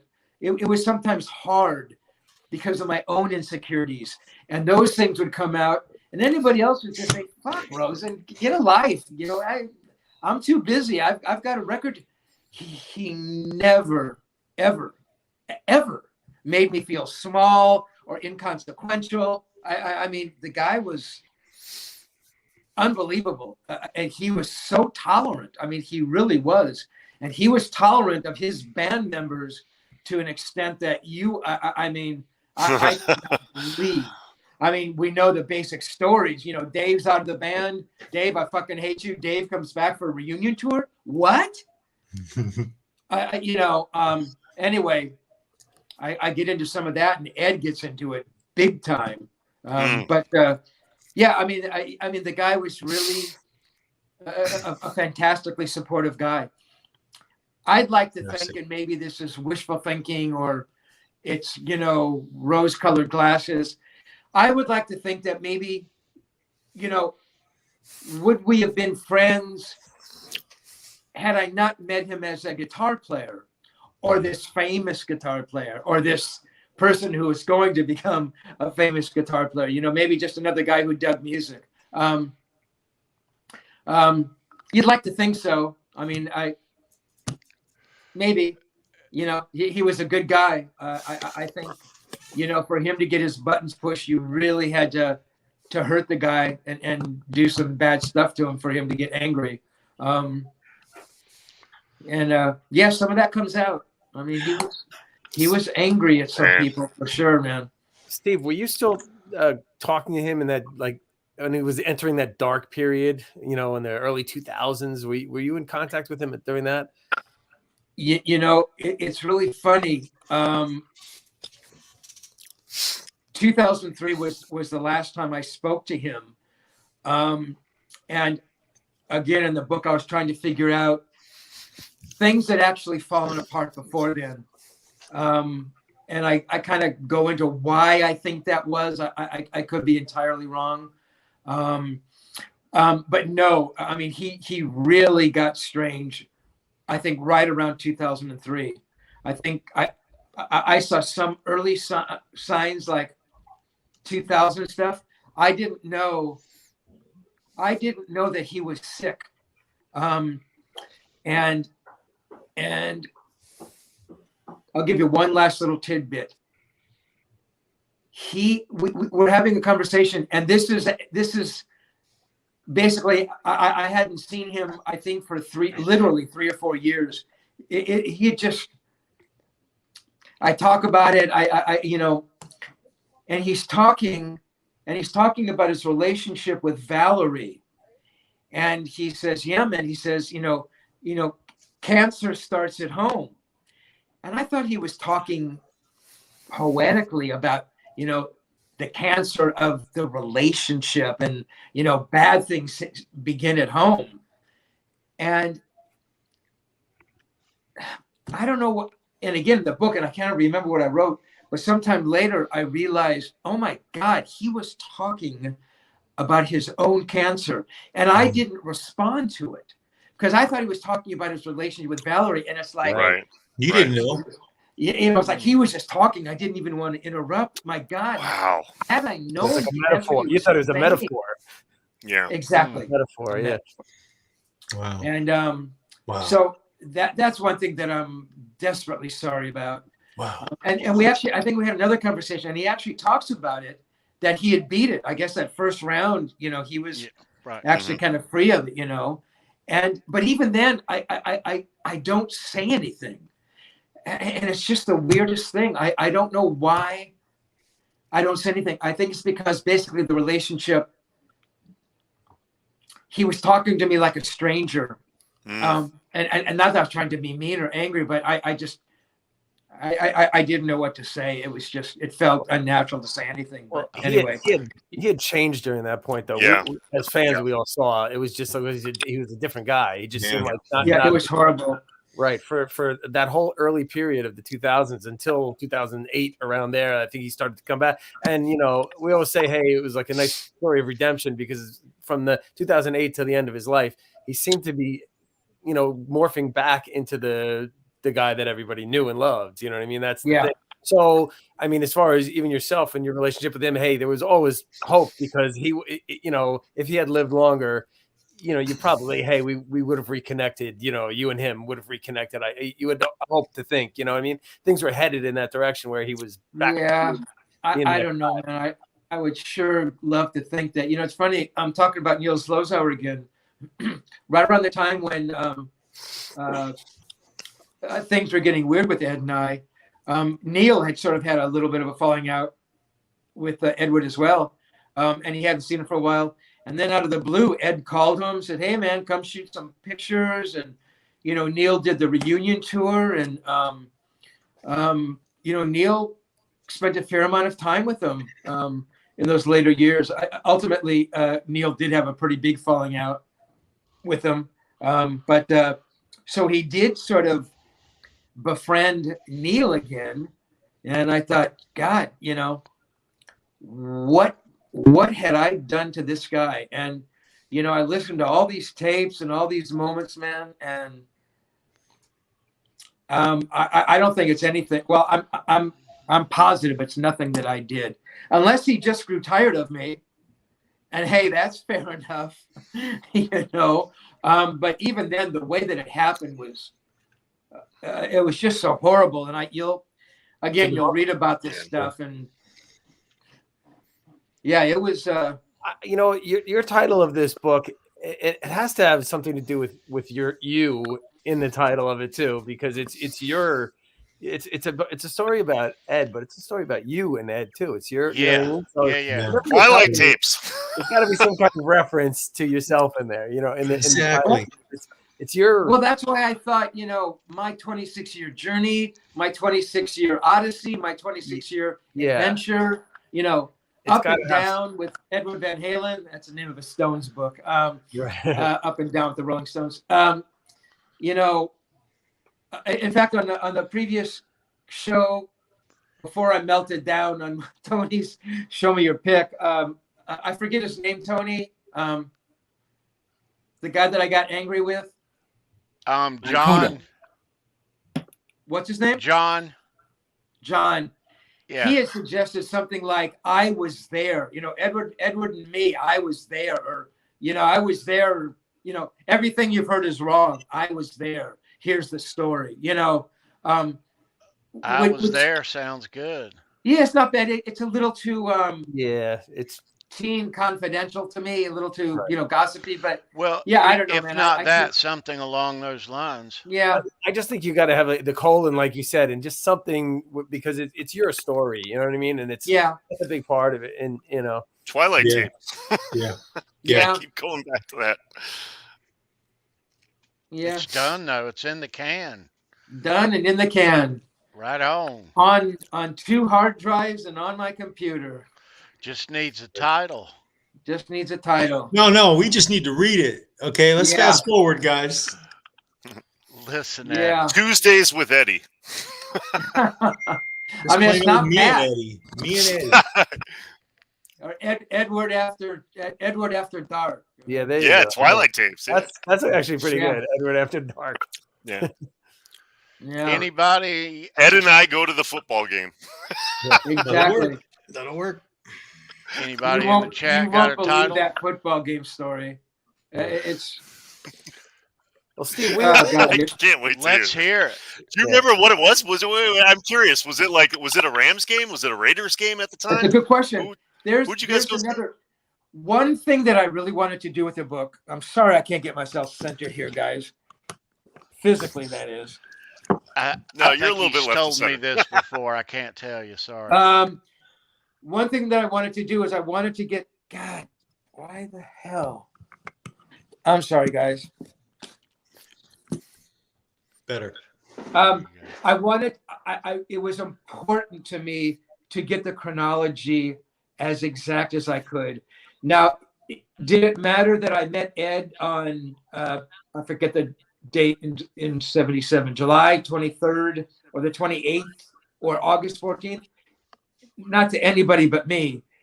So to find some of these dates, I mean, to remember who was playing that night, why was I at the whiskey and why would Edward have been at the whiskey? That was during all this punk stuff. Ed was not a big punk guy, so it's like he was going to be there to see the Dickies or the Germs, and neither would I. So anyway,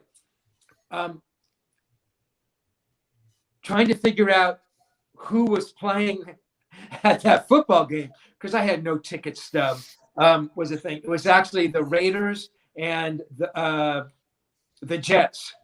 And here's a little bit of a tease. Mark Gastineau. Oh, I saw photos the other day of the this. Jets, yeah. John Conklin knows this guy. Yeah, were you in New Really, York? yeah. So Mark Gastineau is kind of the connecting thing there, and it was a Raiders game. And the strange thing, I cannot remember 1 second of sitting in the stands with Ed watching a football game. I don't even know how that's possible. What I do remember, however, is what happened after the game. And I'm not going to tell you guys. You're going to have to read about it. Oh, my God. I can't wait to read this book. It makes me, at the end of it, I say, I wish I could be Edward Van Halen for 1 hour. That's all I'm going to say. Okay, let me ask you this then. I don't want you to reveal anything about what happened afterwards. Come on, But, don't push me, boys. No. I just want to ask you, the logistics of you guys going to see a game at the Coliseum. Did you guys get a luxury box? Were you sitting? I mean, who got the tickets? Where did you guys? I have no idea. Because I can't see you guys sitting in the stands. We did. I can remember this. I can remember the tickets being good. I don't think it was like a box. It was the Coliseum because the Raiders played there, right? Yeah, right. I can't remember who drove. Maybe it wasn't the game that he remembered. That's just amazing. This is I can't wait till the book. I think we went with somebody or maybe even a couple other people, but it wasn't like a band guys. It was like maybe a manager or maybe one of the roadies. Yeah. It's funny because Mark, another little hint, Mark Gastineau did not play that day. Funny enough, because we went there to see him play. Ed was friends with Mark. But there's a lot of moments like that. I saw 3 or 4 of the band's rehearsals. They rent out SIR. I cannot remember 1 second. In fact, I can't remember 1 second of any Van Halen show I ever saw. Wow. I mean, I couldn't tell you what guitars he played. I couldn't tell you what songs they did. I don't know why. Let's put it this way. I can't remember 80% of the shows I saw anyway. Just because, not because I was high or drunk. I didn't drink and I didn't particularly get high. I just don't remember. There was a lot of them. Some I do, some I can't remember at all. Well, it's probably just the sheer volume of shows you've seen over your time. I mean, there were a lot, and I wish I had better memories of that stuff, and I wish I had better memories of a lot of these. You remember moments. the Hendrix show you saw? I'm sure. Yeah, I remember the Hendrix show. When I got the tip. Yep. Inglewood Forum. Yeah, wow. That was amazing. And one last little bit here, because I think my my phone is about to die here. Running on surplus power, I think. And a question you guys haven't asked, and I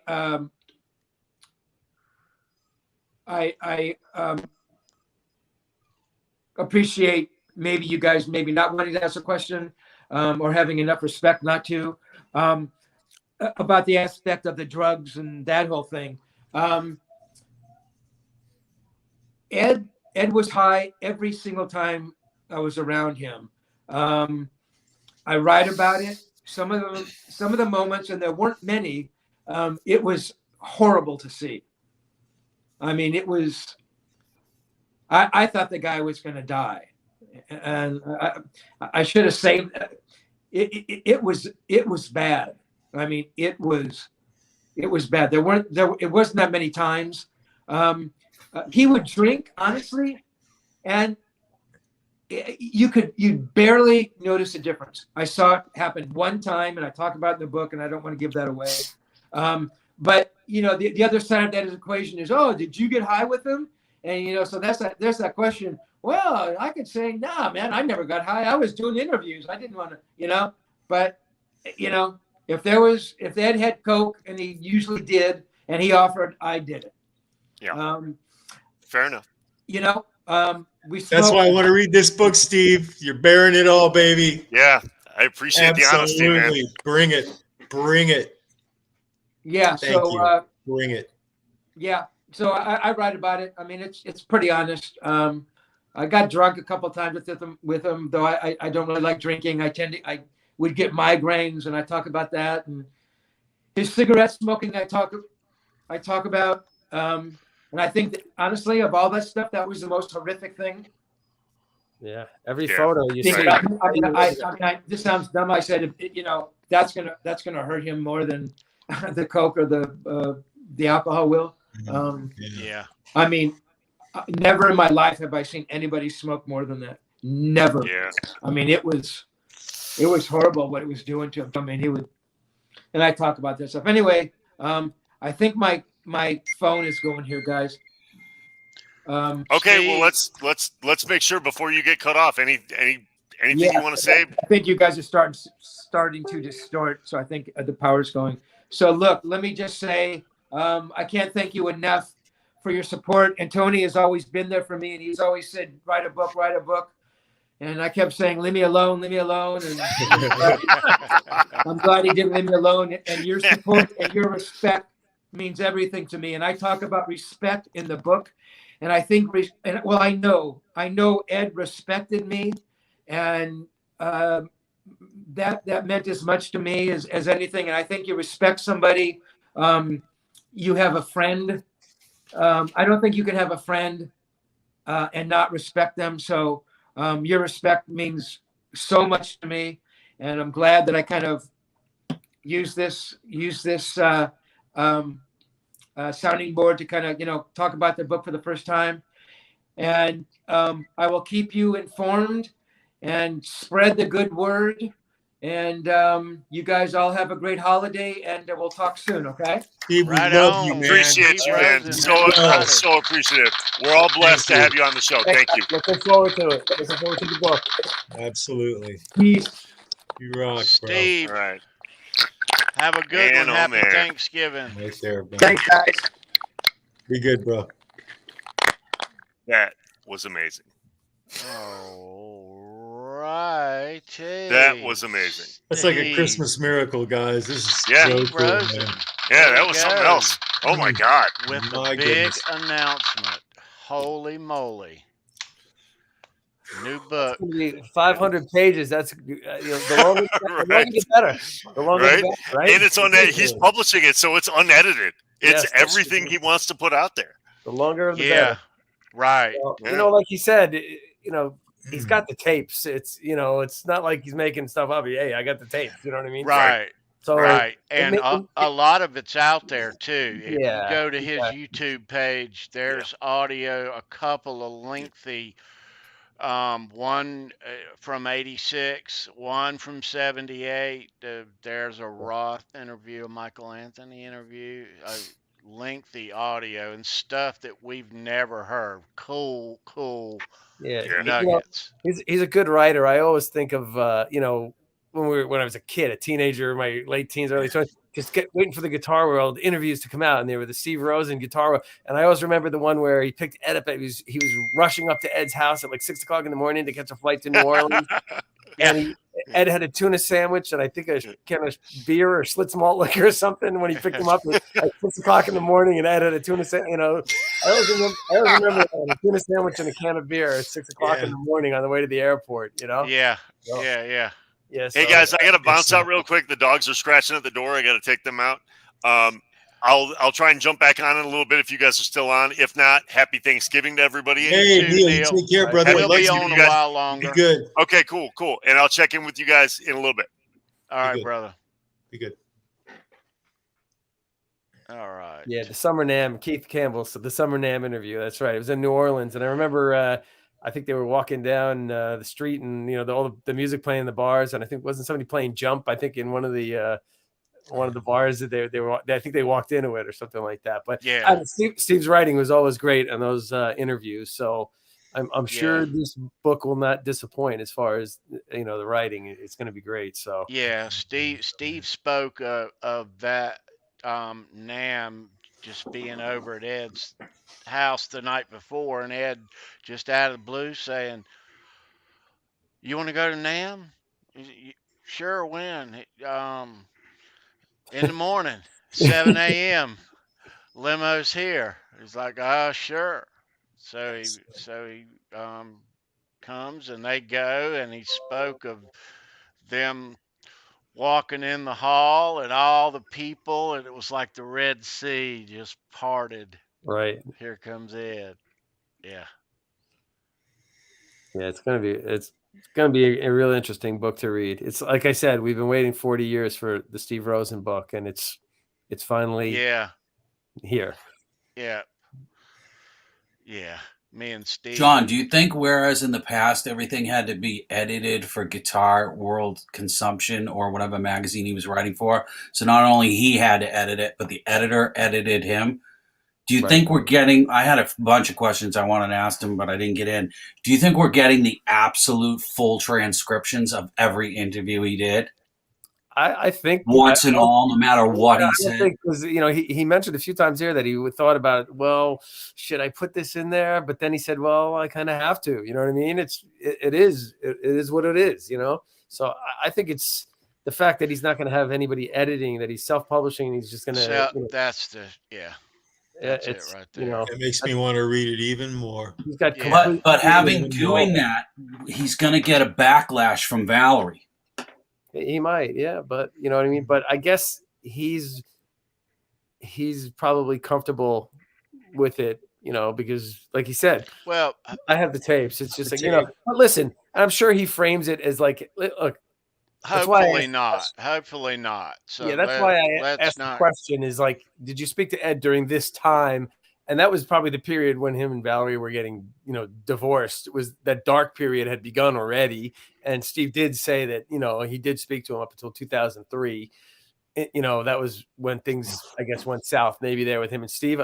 That's the way it sounded like. But I mean, some of those things that he said was when he obviously, Ed was like a different guy. Steve said he didn't even know him. It was like he's, they weren't even friends before. You know what I mean? He just said that a few minutes ago. So,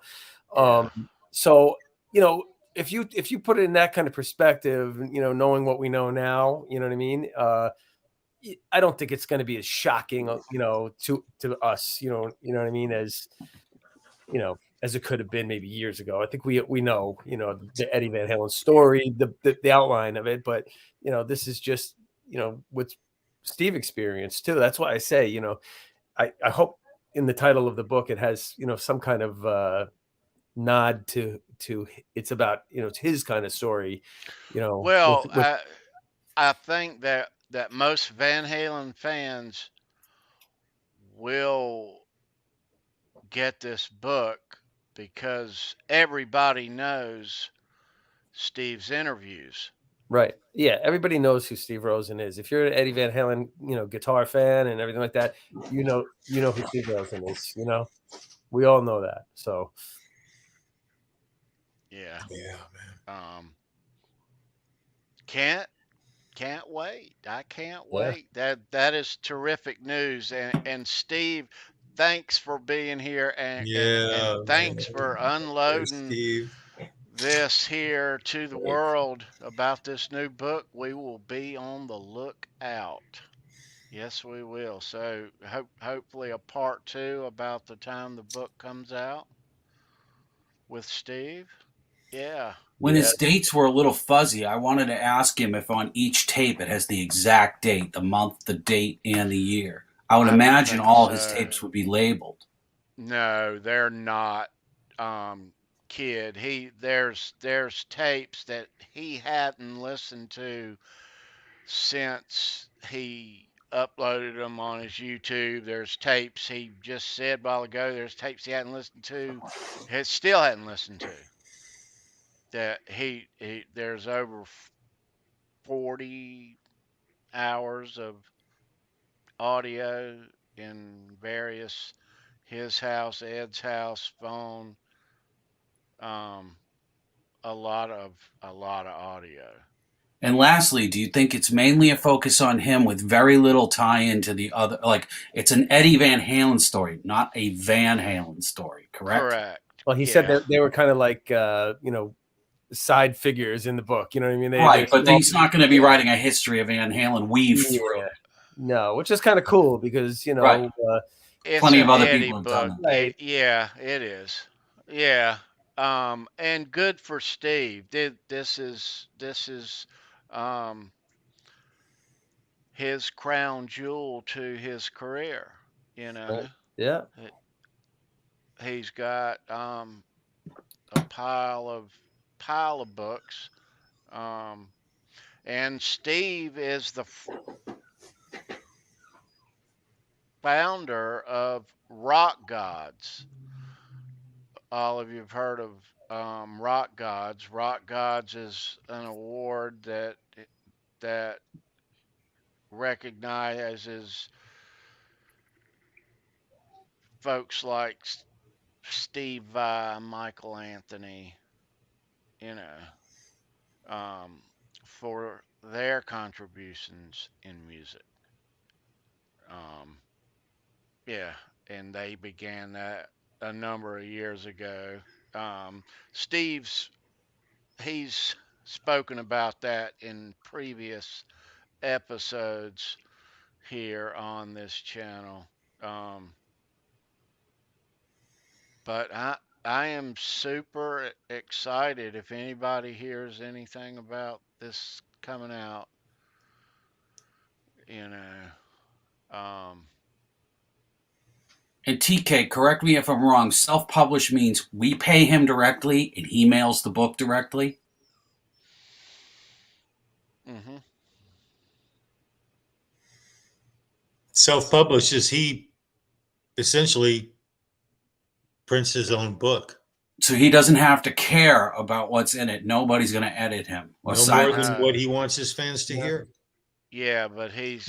You know, when I heard that, the first thing I thought of is Kid Rock. That was his epic breakthrough. He gave the middle finger to all the record companies and did his own thing and sold his first CD privately. He sold a shitload, went platinum.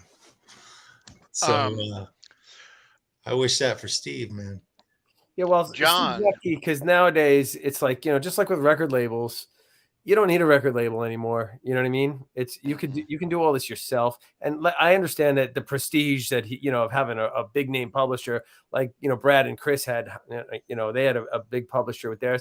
But ultimately, that doesn't, maybe I don't know, but you like you said, the big advances aren't there anymore. But maybe you sacrifice your editorial control over your work if you do have a big publishing deal where. Right, because even if a publisher comes along, they're going to want to edit it, right? It sounded almost standard in the industry that he said, nobody's writing a 500-page book. That just ain't happening. No, exactly.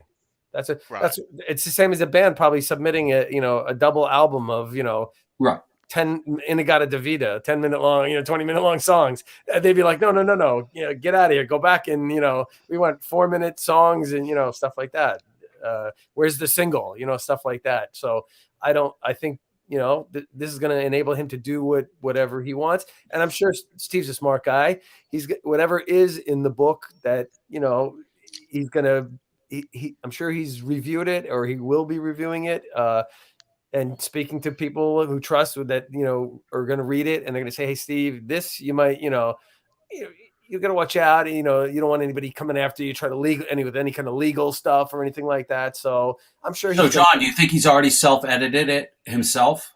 I'm sure he probably has, but I'm sure there's people he trusts, like that guy Gray that he mentioned. Maybe, I'm sure he's going to look it over, and they're just going to make sure that they, got all their I's dotted and T's crossed, and make sure that, he's not opening himself up for any kind of, problems down the road with it. He's just I mean, ultimately, one way or another, even if it's just natural, it's coming, dude. It's coming. Yeah. Right. Exactly. I know one person who's not going to be happy about it.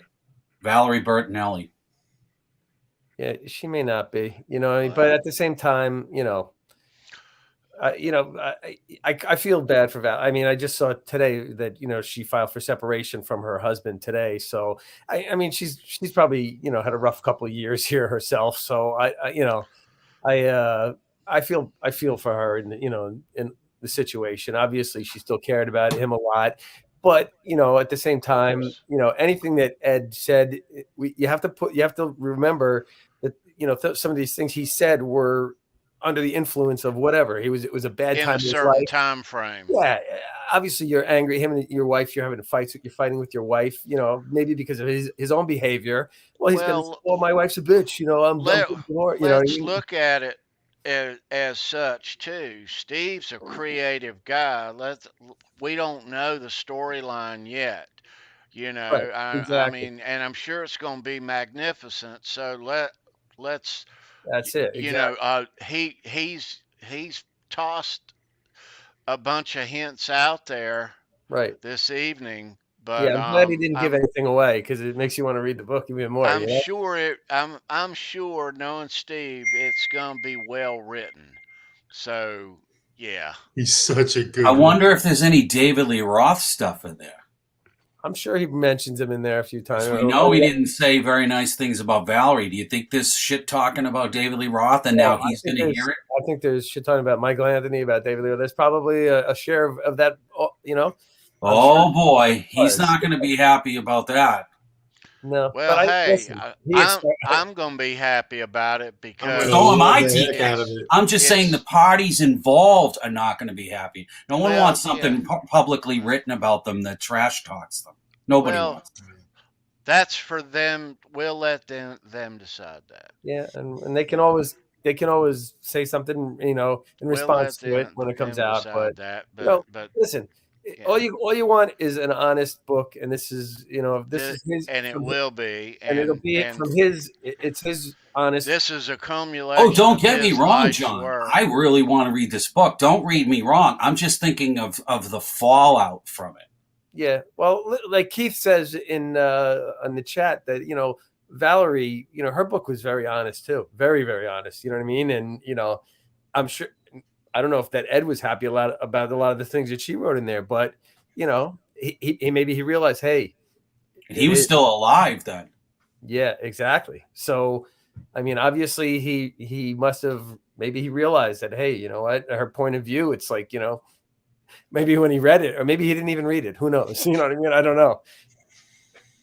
So, well, yeah. So this will cap a great career, and this book was bound to happen. For as long as I've known Steve, you knew it was going to happen. To me, it's going to be very interesting, because I think when Steve started this, obviously Ed was still alive. I think Steve. I don't know Steve. This is the first time I ever spoke to him tonight, but I just have a feeling it's like Steve was looking for answers for himself. And that's why he started going through all of this whole like what happened with me and him. We were friends. Where did things go wrong? And I think maybe was the impetus for this whole thing, where because I got the feeling that it does bother Steve that it's like, hey, this is just, it was like kind of unfinished business. It's unresolved, but I And bet he feels a bit of closure because the person on the other end of the conversation is no longer here to give him what he needs. Right. And I think he got a little bit of closure because you could tell he said when he finished writing those last words on it. It was his own personal closure because the person that he wants the closure from is not here to give it to him. He felt good about it. And listen, if for what it's worth, Steve, you're not the only person that didn't get the closure. Right. I was just thinking of Sammy Hagar. Or Michael Anthony. Sammy at least spoke to Eddie and became friends with him again. Michael Anthony didn't have any contact. Now, was there hard feelings? That there must have been. Because big time. Well, because he trashed him in that Billboard article, remember? Right. But Michael Anthony, there's no way he did not know that Eddie was that ill, because Sammy knew that Eddie was pretty ill. So, he could say, "Oh, I didn't know," but come on, you knew. They're so tight, it's ridiculous. Yeah, I'm sure he knew. Said, hey, Mike, you might want to give him a call. Maybe Sammy said that to him, and Mike just didn't do it because listen, Mike has pride too. He's a prideful guy, and his contributions are minimized by, Eddie. We're minimized by Eddie, but we know Michael Anthony. It's like the Beach Boys. It's like his voice was a huge part of that sound. We know that. It's not like it's undeniable. Right, and even David Lee Roth now has come full circle. Absolutely, and Davis said it too. So I think he didn't get any closure. I don't think the issue was between David and Michael. It was between Michael and Eddie. I think David mistreated if you read all the other books, like Noel. Right. Book, it was the whole. Yeah. And how Dave and Al. Yeah, I think Dave mistreated ganged up on him. I think Dave mistreated him, and the others liked when Dave mistreated him. They would sit back and they would enjoy when Dave would embarrass him, or the one incident where he smashed the tray down and the mashed potatoes went all over Mike. And then Rosen, that's a prime example. Yeah, Noel Monk was going to get up and punch Dave in the face. That's in the Noel Monk book. Yeah, and he got up and he walked out of the room. And this is during the 1984 tour, I believe that was. He just slammed the tray down and the mashed potatoes and all over Mike. Yeah. And Noel Monk was waiting because he only said good things about Mike in the book, and he's like, "Oh, this is it. This is the one." He's going to get up and he's finally going to punch him right in the face. And he said he pushed the tray away, got up, and walked out of the room, and he didn't even fight back. Now, did David do that after they had cut his royalties or before? I don't remember exactly what part of the book it was in. I thought it was during the 1984 tour, but apparently I think it was before. Yeah, before. Not long before, though. Right. That's mean.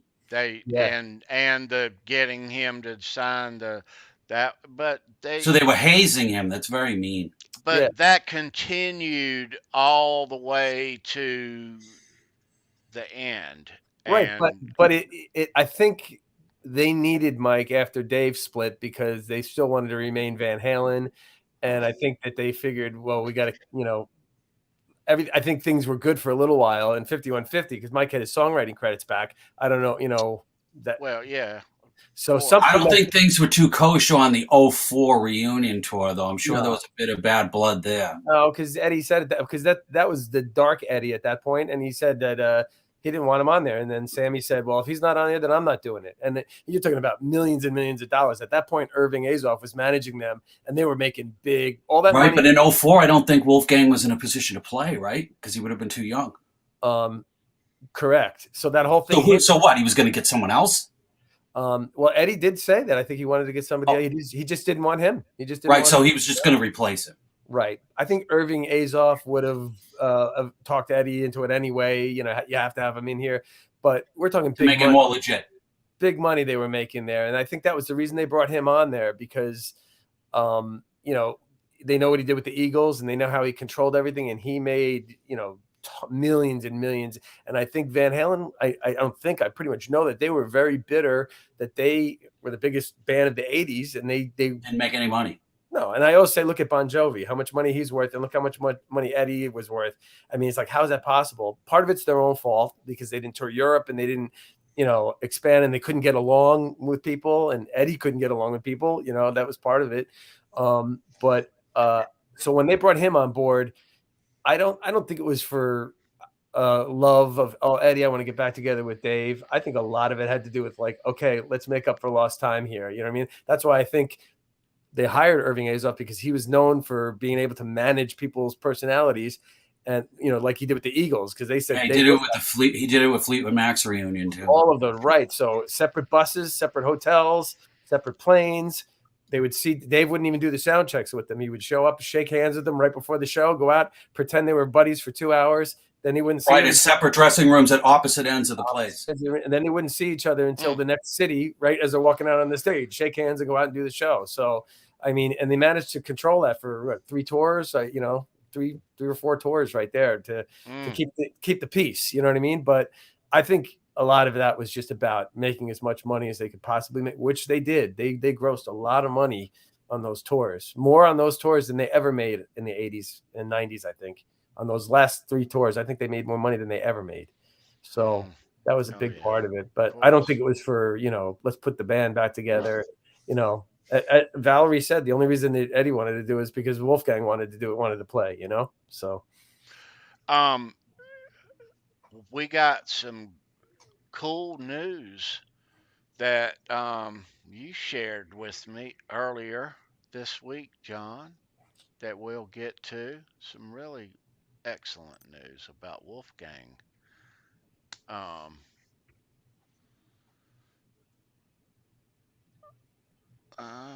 Let's splash on into it. I've got, let's see, where is it at? Neil said he can't jump back in. They're having a windstorm, and he's got to chop a couple branches off a tree so that they don't break a window. Uh-oh. All right, Neil. All right, Neil. Happy Thanksgiving. Yeah, be well, bro. Love you, man. Happy Thanksgiving, Neil. All right, so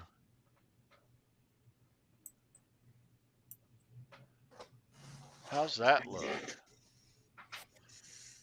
Yeah. Grammy nomination.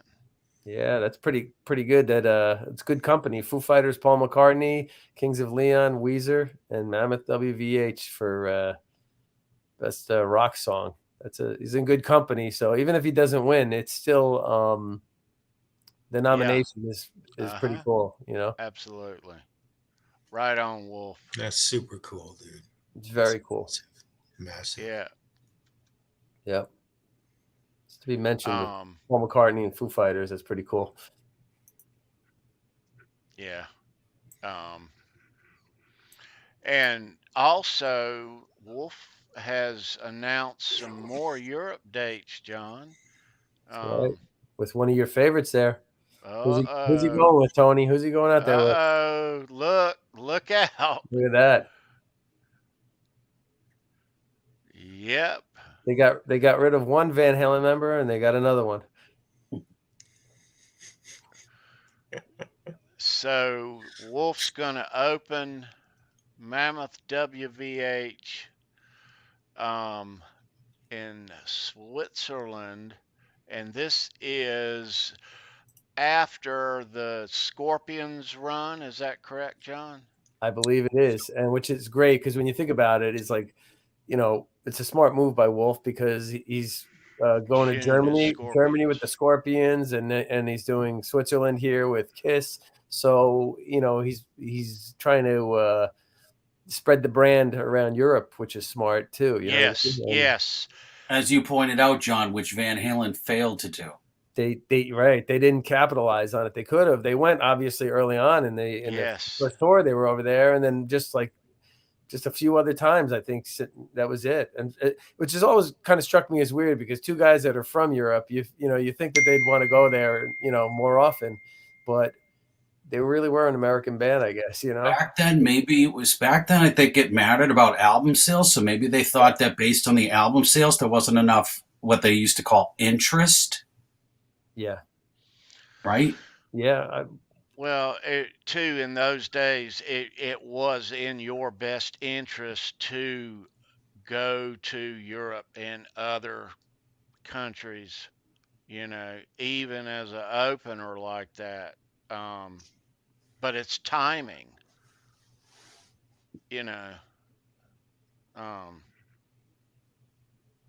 but a lot of bands who go over there do really, really, really well. But it's timing. It's just when.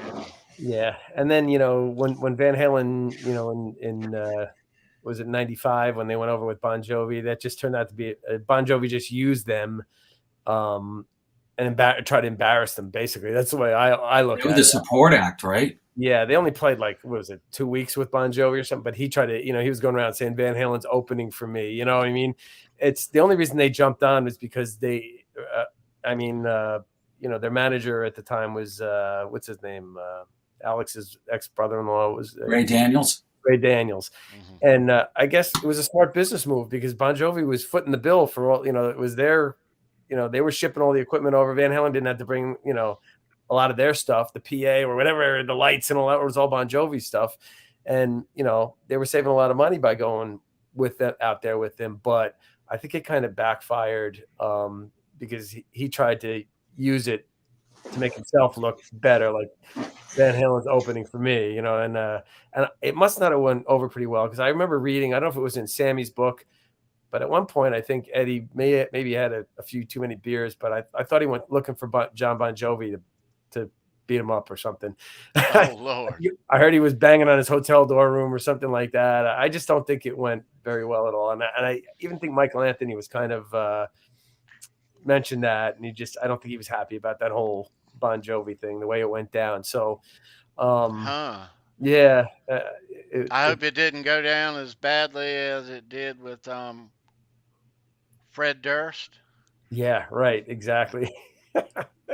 Now in '98 they went to Australia, which they hadn't done before. But did they bother with Europe on that tour, or was it '95 was one and done and never again? I think that was it, and then '98 was just New Zealand and Australia. Yeah, and, which they hadn't been to before, right? No, I don't think they'd ever been there before. Yeah.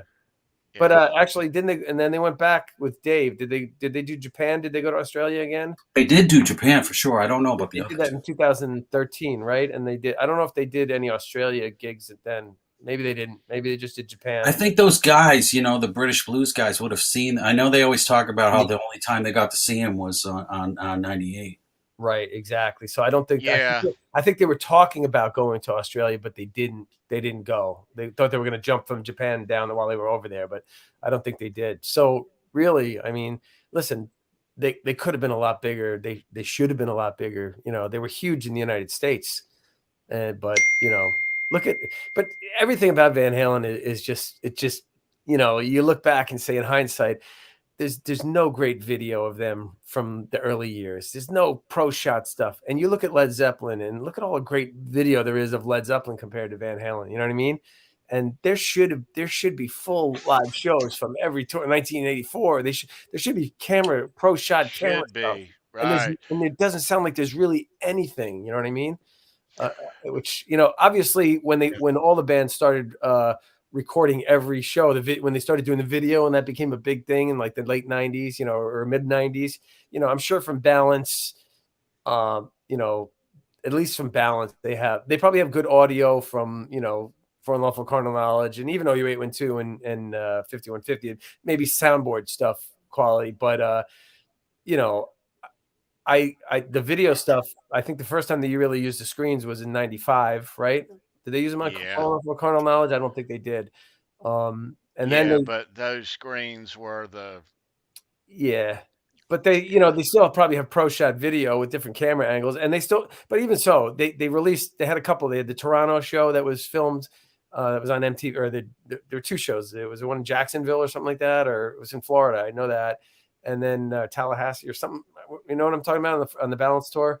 It was like they had a pro shot show there that was on MTV, and then the other one from the Rogers Center up in Toronto, Montreal, I think Toronto. It was Toronto. Yeah, so there were at least two pro shot from that tour, and then are those just the in-house camera feeds that got leaked?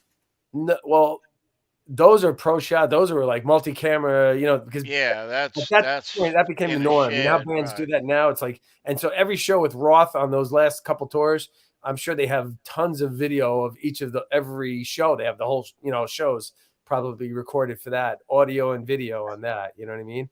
And it was weird that the year they put the Japan show out, they put the audio but no video.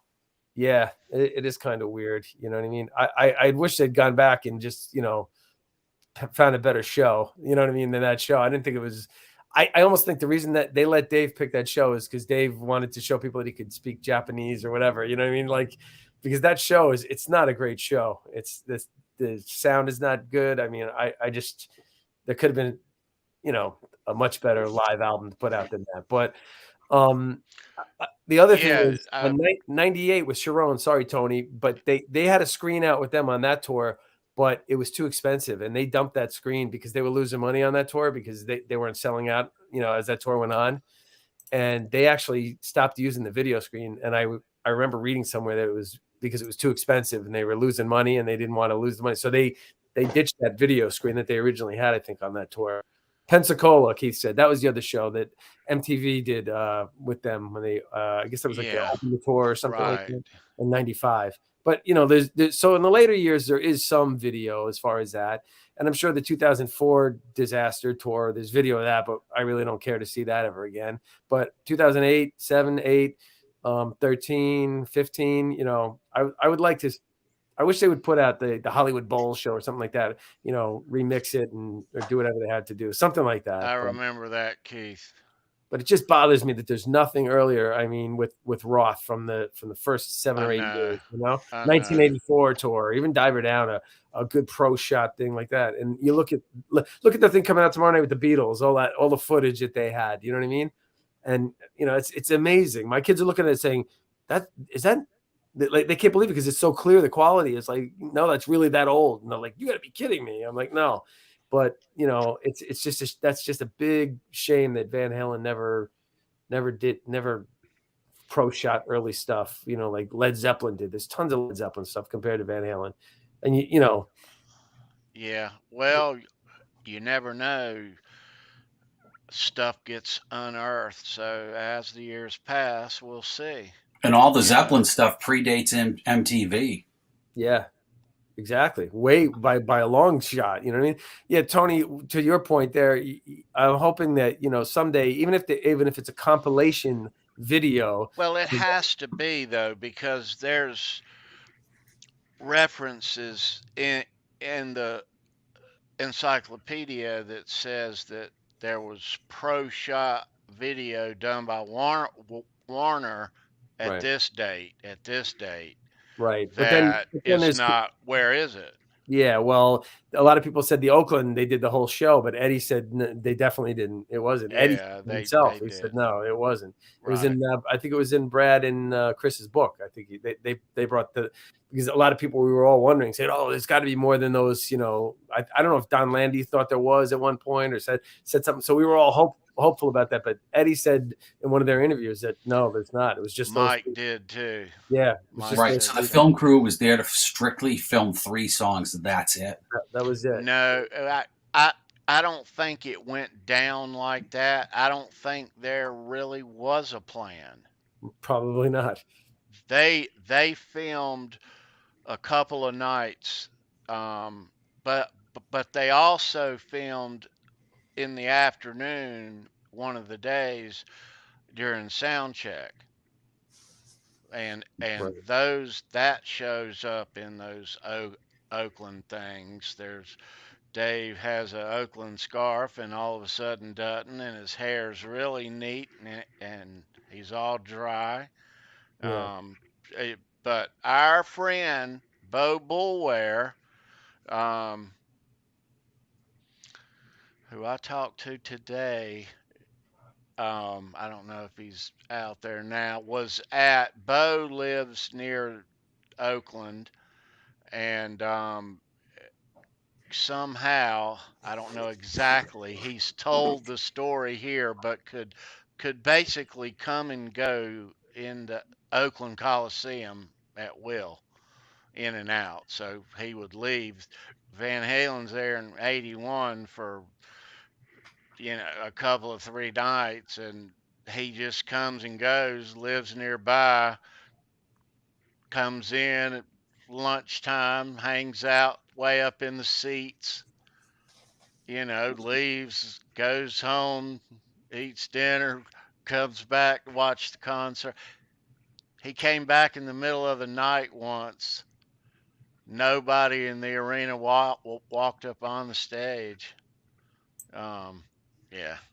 That's pretty cool. But that's so cool. He saw them videoing on the stage during sound check. Yeah. Yeah, I think the best we can hope for is that some type of compilation thing where it could be just, a song from this tour that, or something from this tour or a sound check or just, with some kind of video attached to it. The problem is going to be the older stuff from, 78 to 84, that type of stuff.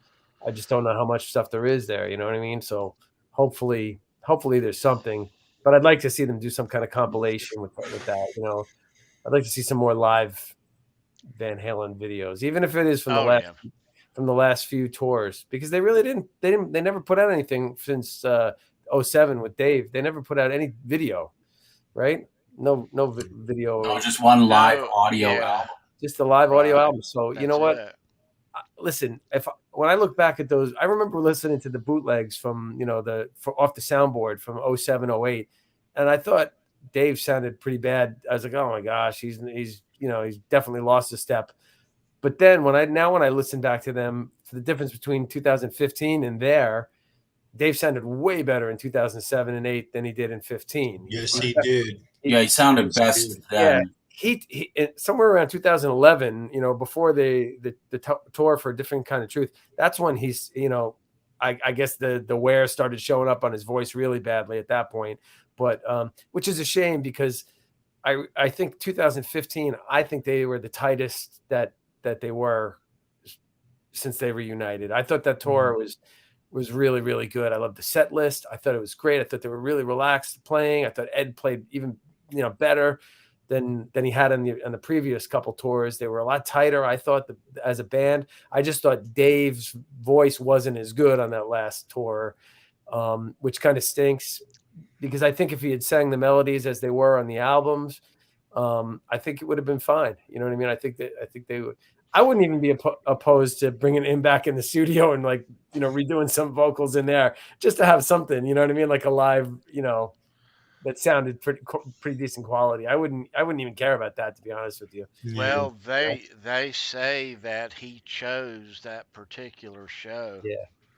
I almost think he did it because he's speaking Japanese. He wanted people to see that he could talk Japanese, because I just don't think there's anything great about that. Plus, he lived there for like a year or two or something. Yeah, and they had Bob Clearmountain mix that, and Bob Clearmountain is one of the premier legendary guys for mixing. I mean, he's done all kinds of the Rolling Stones, Bruce Springsteen. He produced Bryan Adams' Reckless. He knows how to get sound, that guy, and make things sound good, but he couldn't do much with that live album there. I just, I didn't like Eddie's guitar tone. It's just there's even a part in Unchained that I always pick up that you can hear somebody talking. I don't know where it's coming from.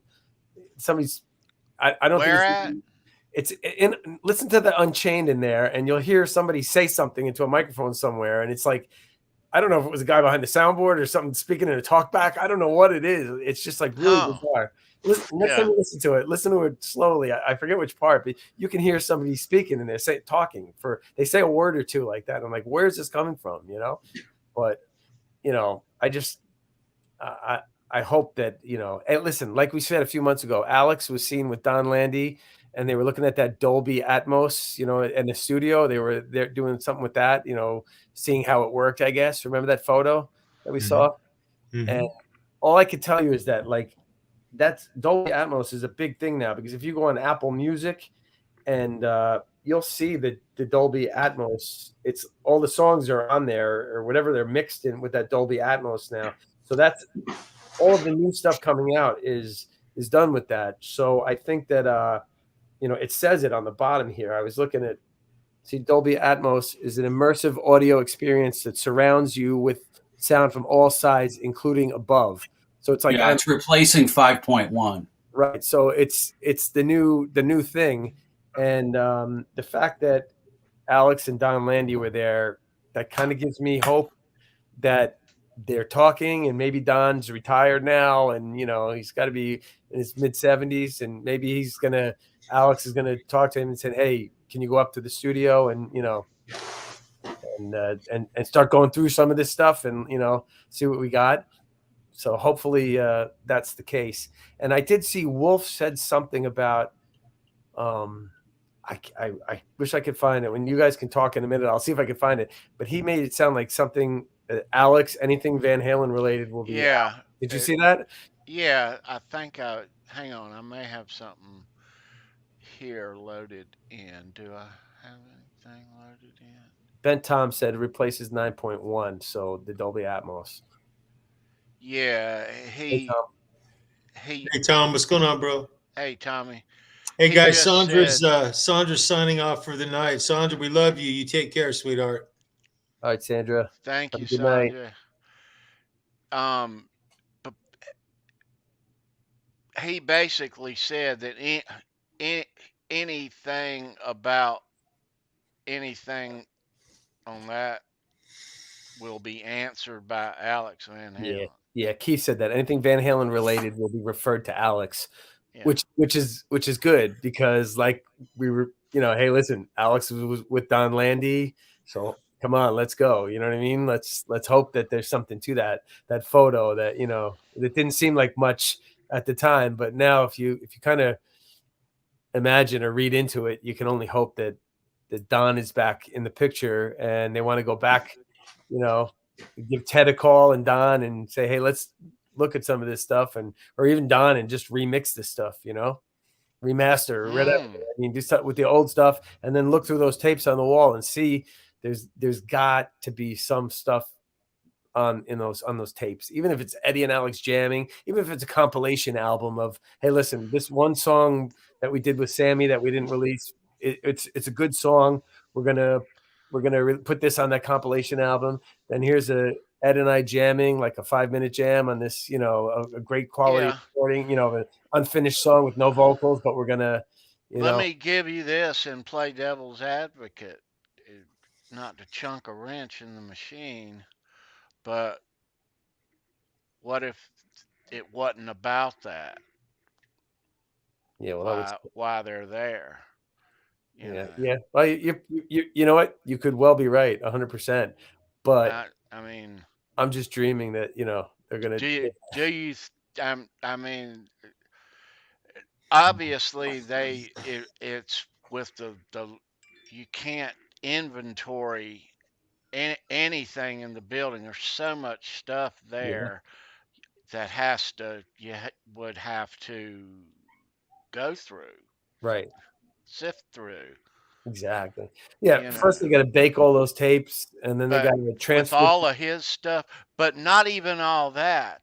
Not even going. But still, just the process of inventorying everything in that building will take years. Yeah, exactly. I mean, you would think.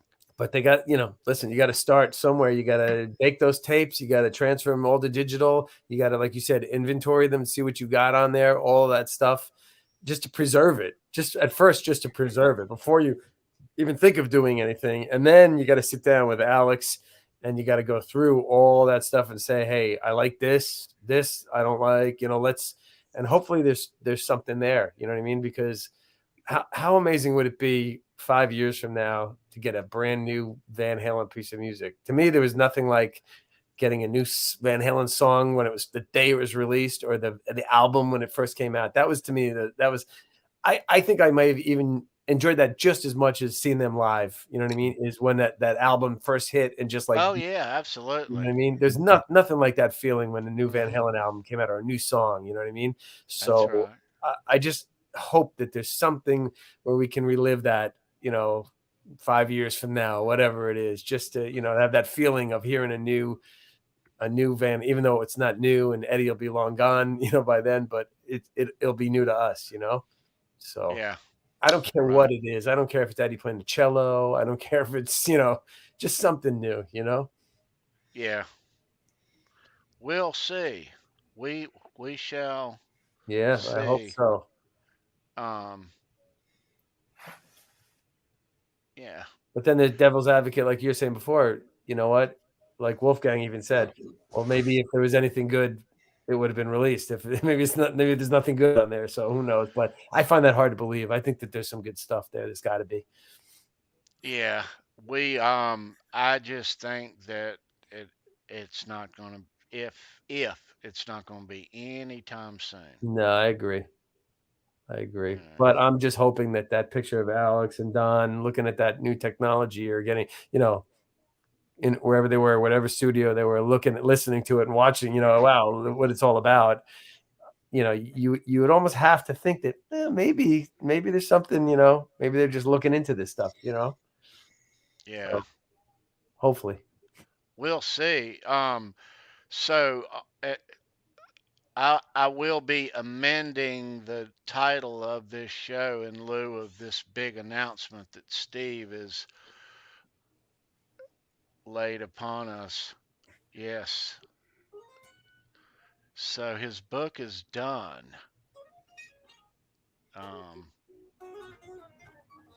Wow. So, yeah, I hope it doesn't take long to happen. But in this next calendar year, it looks like it's going to happen. So, yeah. Did he say that Neil agreed to help him with the photos? He was going to use Neil's photos? I don't remember him saying that, but I wanted to ask him that same question. Yeah, he never really said that directly, right? He kind of inferred it, right? I don't even know if he inferred it. I just know that it seemed like Neil was being supportive of him, and the whole thing, like, say, hey, he wants those photos, or some of them, obviously, not all of them. Yeah, I would think that, it would be cool if he had a nice cover shot, kind of like Brad and Chris did on the, right, and then a few inside. A Neil shot on there, yeah, something like that, But Neil's book has to be coming out soon. I thought I saw the cover of it. I was trying to find it. I thought the other day I saw a picture of the cover of the. I saw it. Did you see it? Yeah, I did. I thought I definitely did see it the other day on Facebook. Yeah, he never said that directly, John. Right? He just kind of danced around it, right? Yeah, he did not. He didn't say it for sure. He definitely did. From what I remember, I mean, you guys are here too. But yeah. So Neil's book must be coming out soon because I don't know where I saw the cover. But you saw it too, right? Yeah, Tony? I did. Because that would only enhance the package. It looked like it had a white background or something like that, right? I saw it in the past hour while we were here. Oh, you did? See, yeah. I saw it the other day. I'm looking at his Facebook page now. I don't see anything up there, but I did see the somewhere. Yeah, Holly points out Steve did say there were going to be a lot of photos in the book. Yeah, exactly. But you want a good cover photo. 500-page book too. You got to have a good cover photo, and and who's got better cover photos than Neil, right? This is true.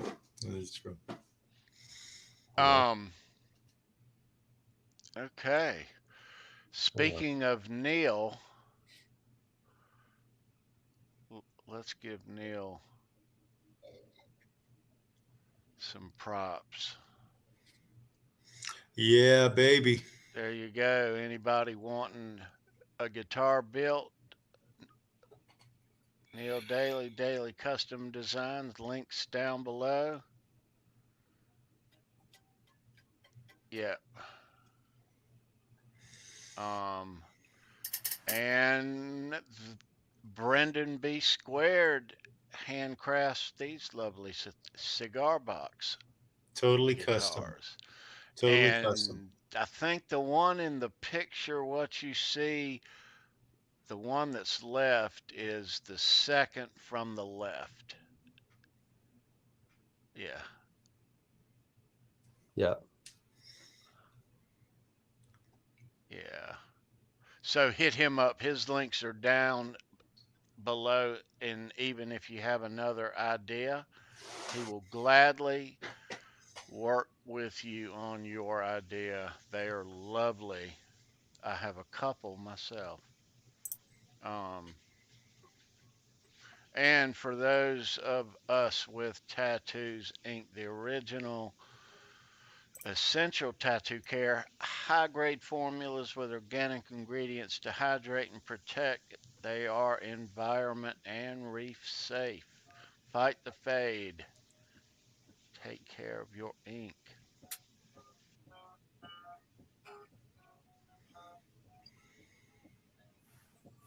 A lot of cool stuff. Brightener, sunscreen. Yeah. And my goodness, am I missing anything? That was so fun having Steve here tonight.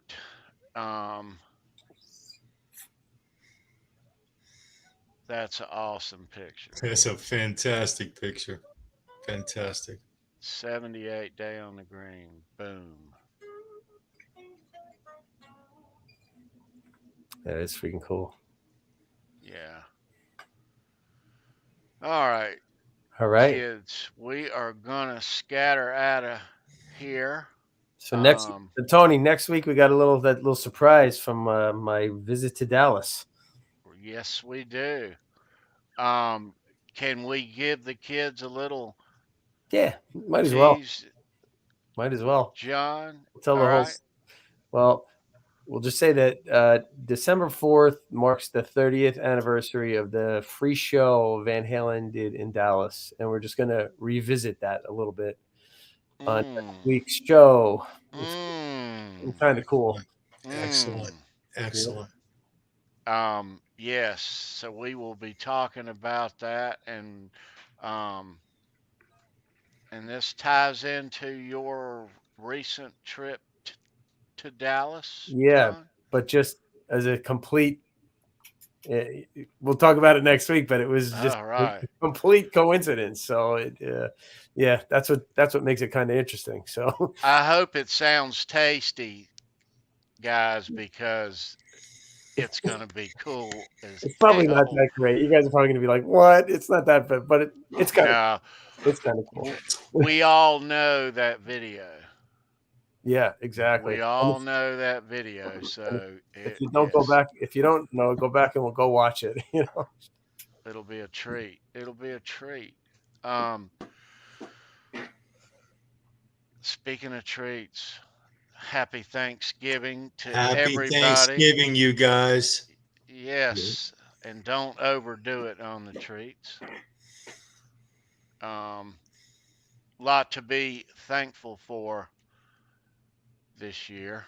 A lot. Yeah. Good health. Absolutely. Yeah. So, all right, kids. We're going to trample out of here the night before Thanksgiving. Have a good one.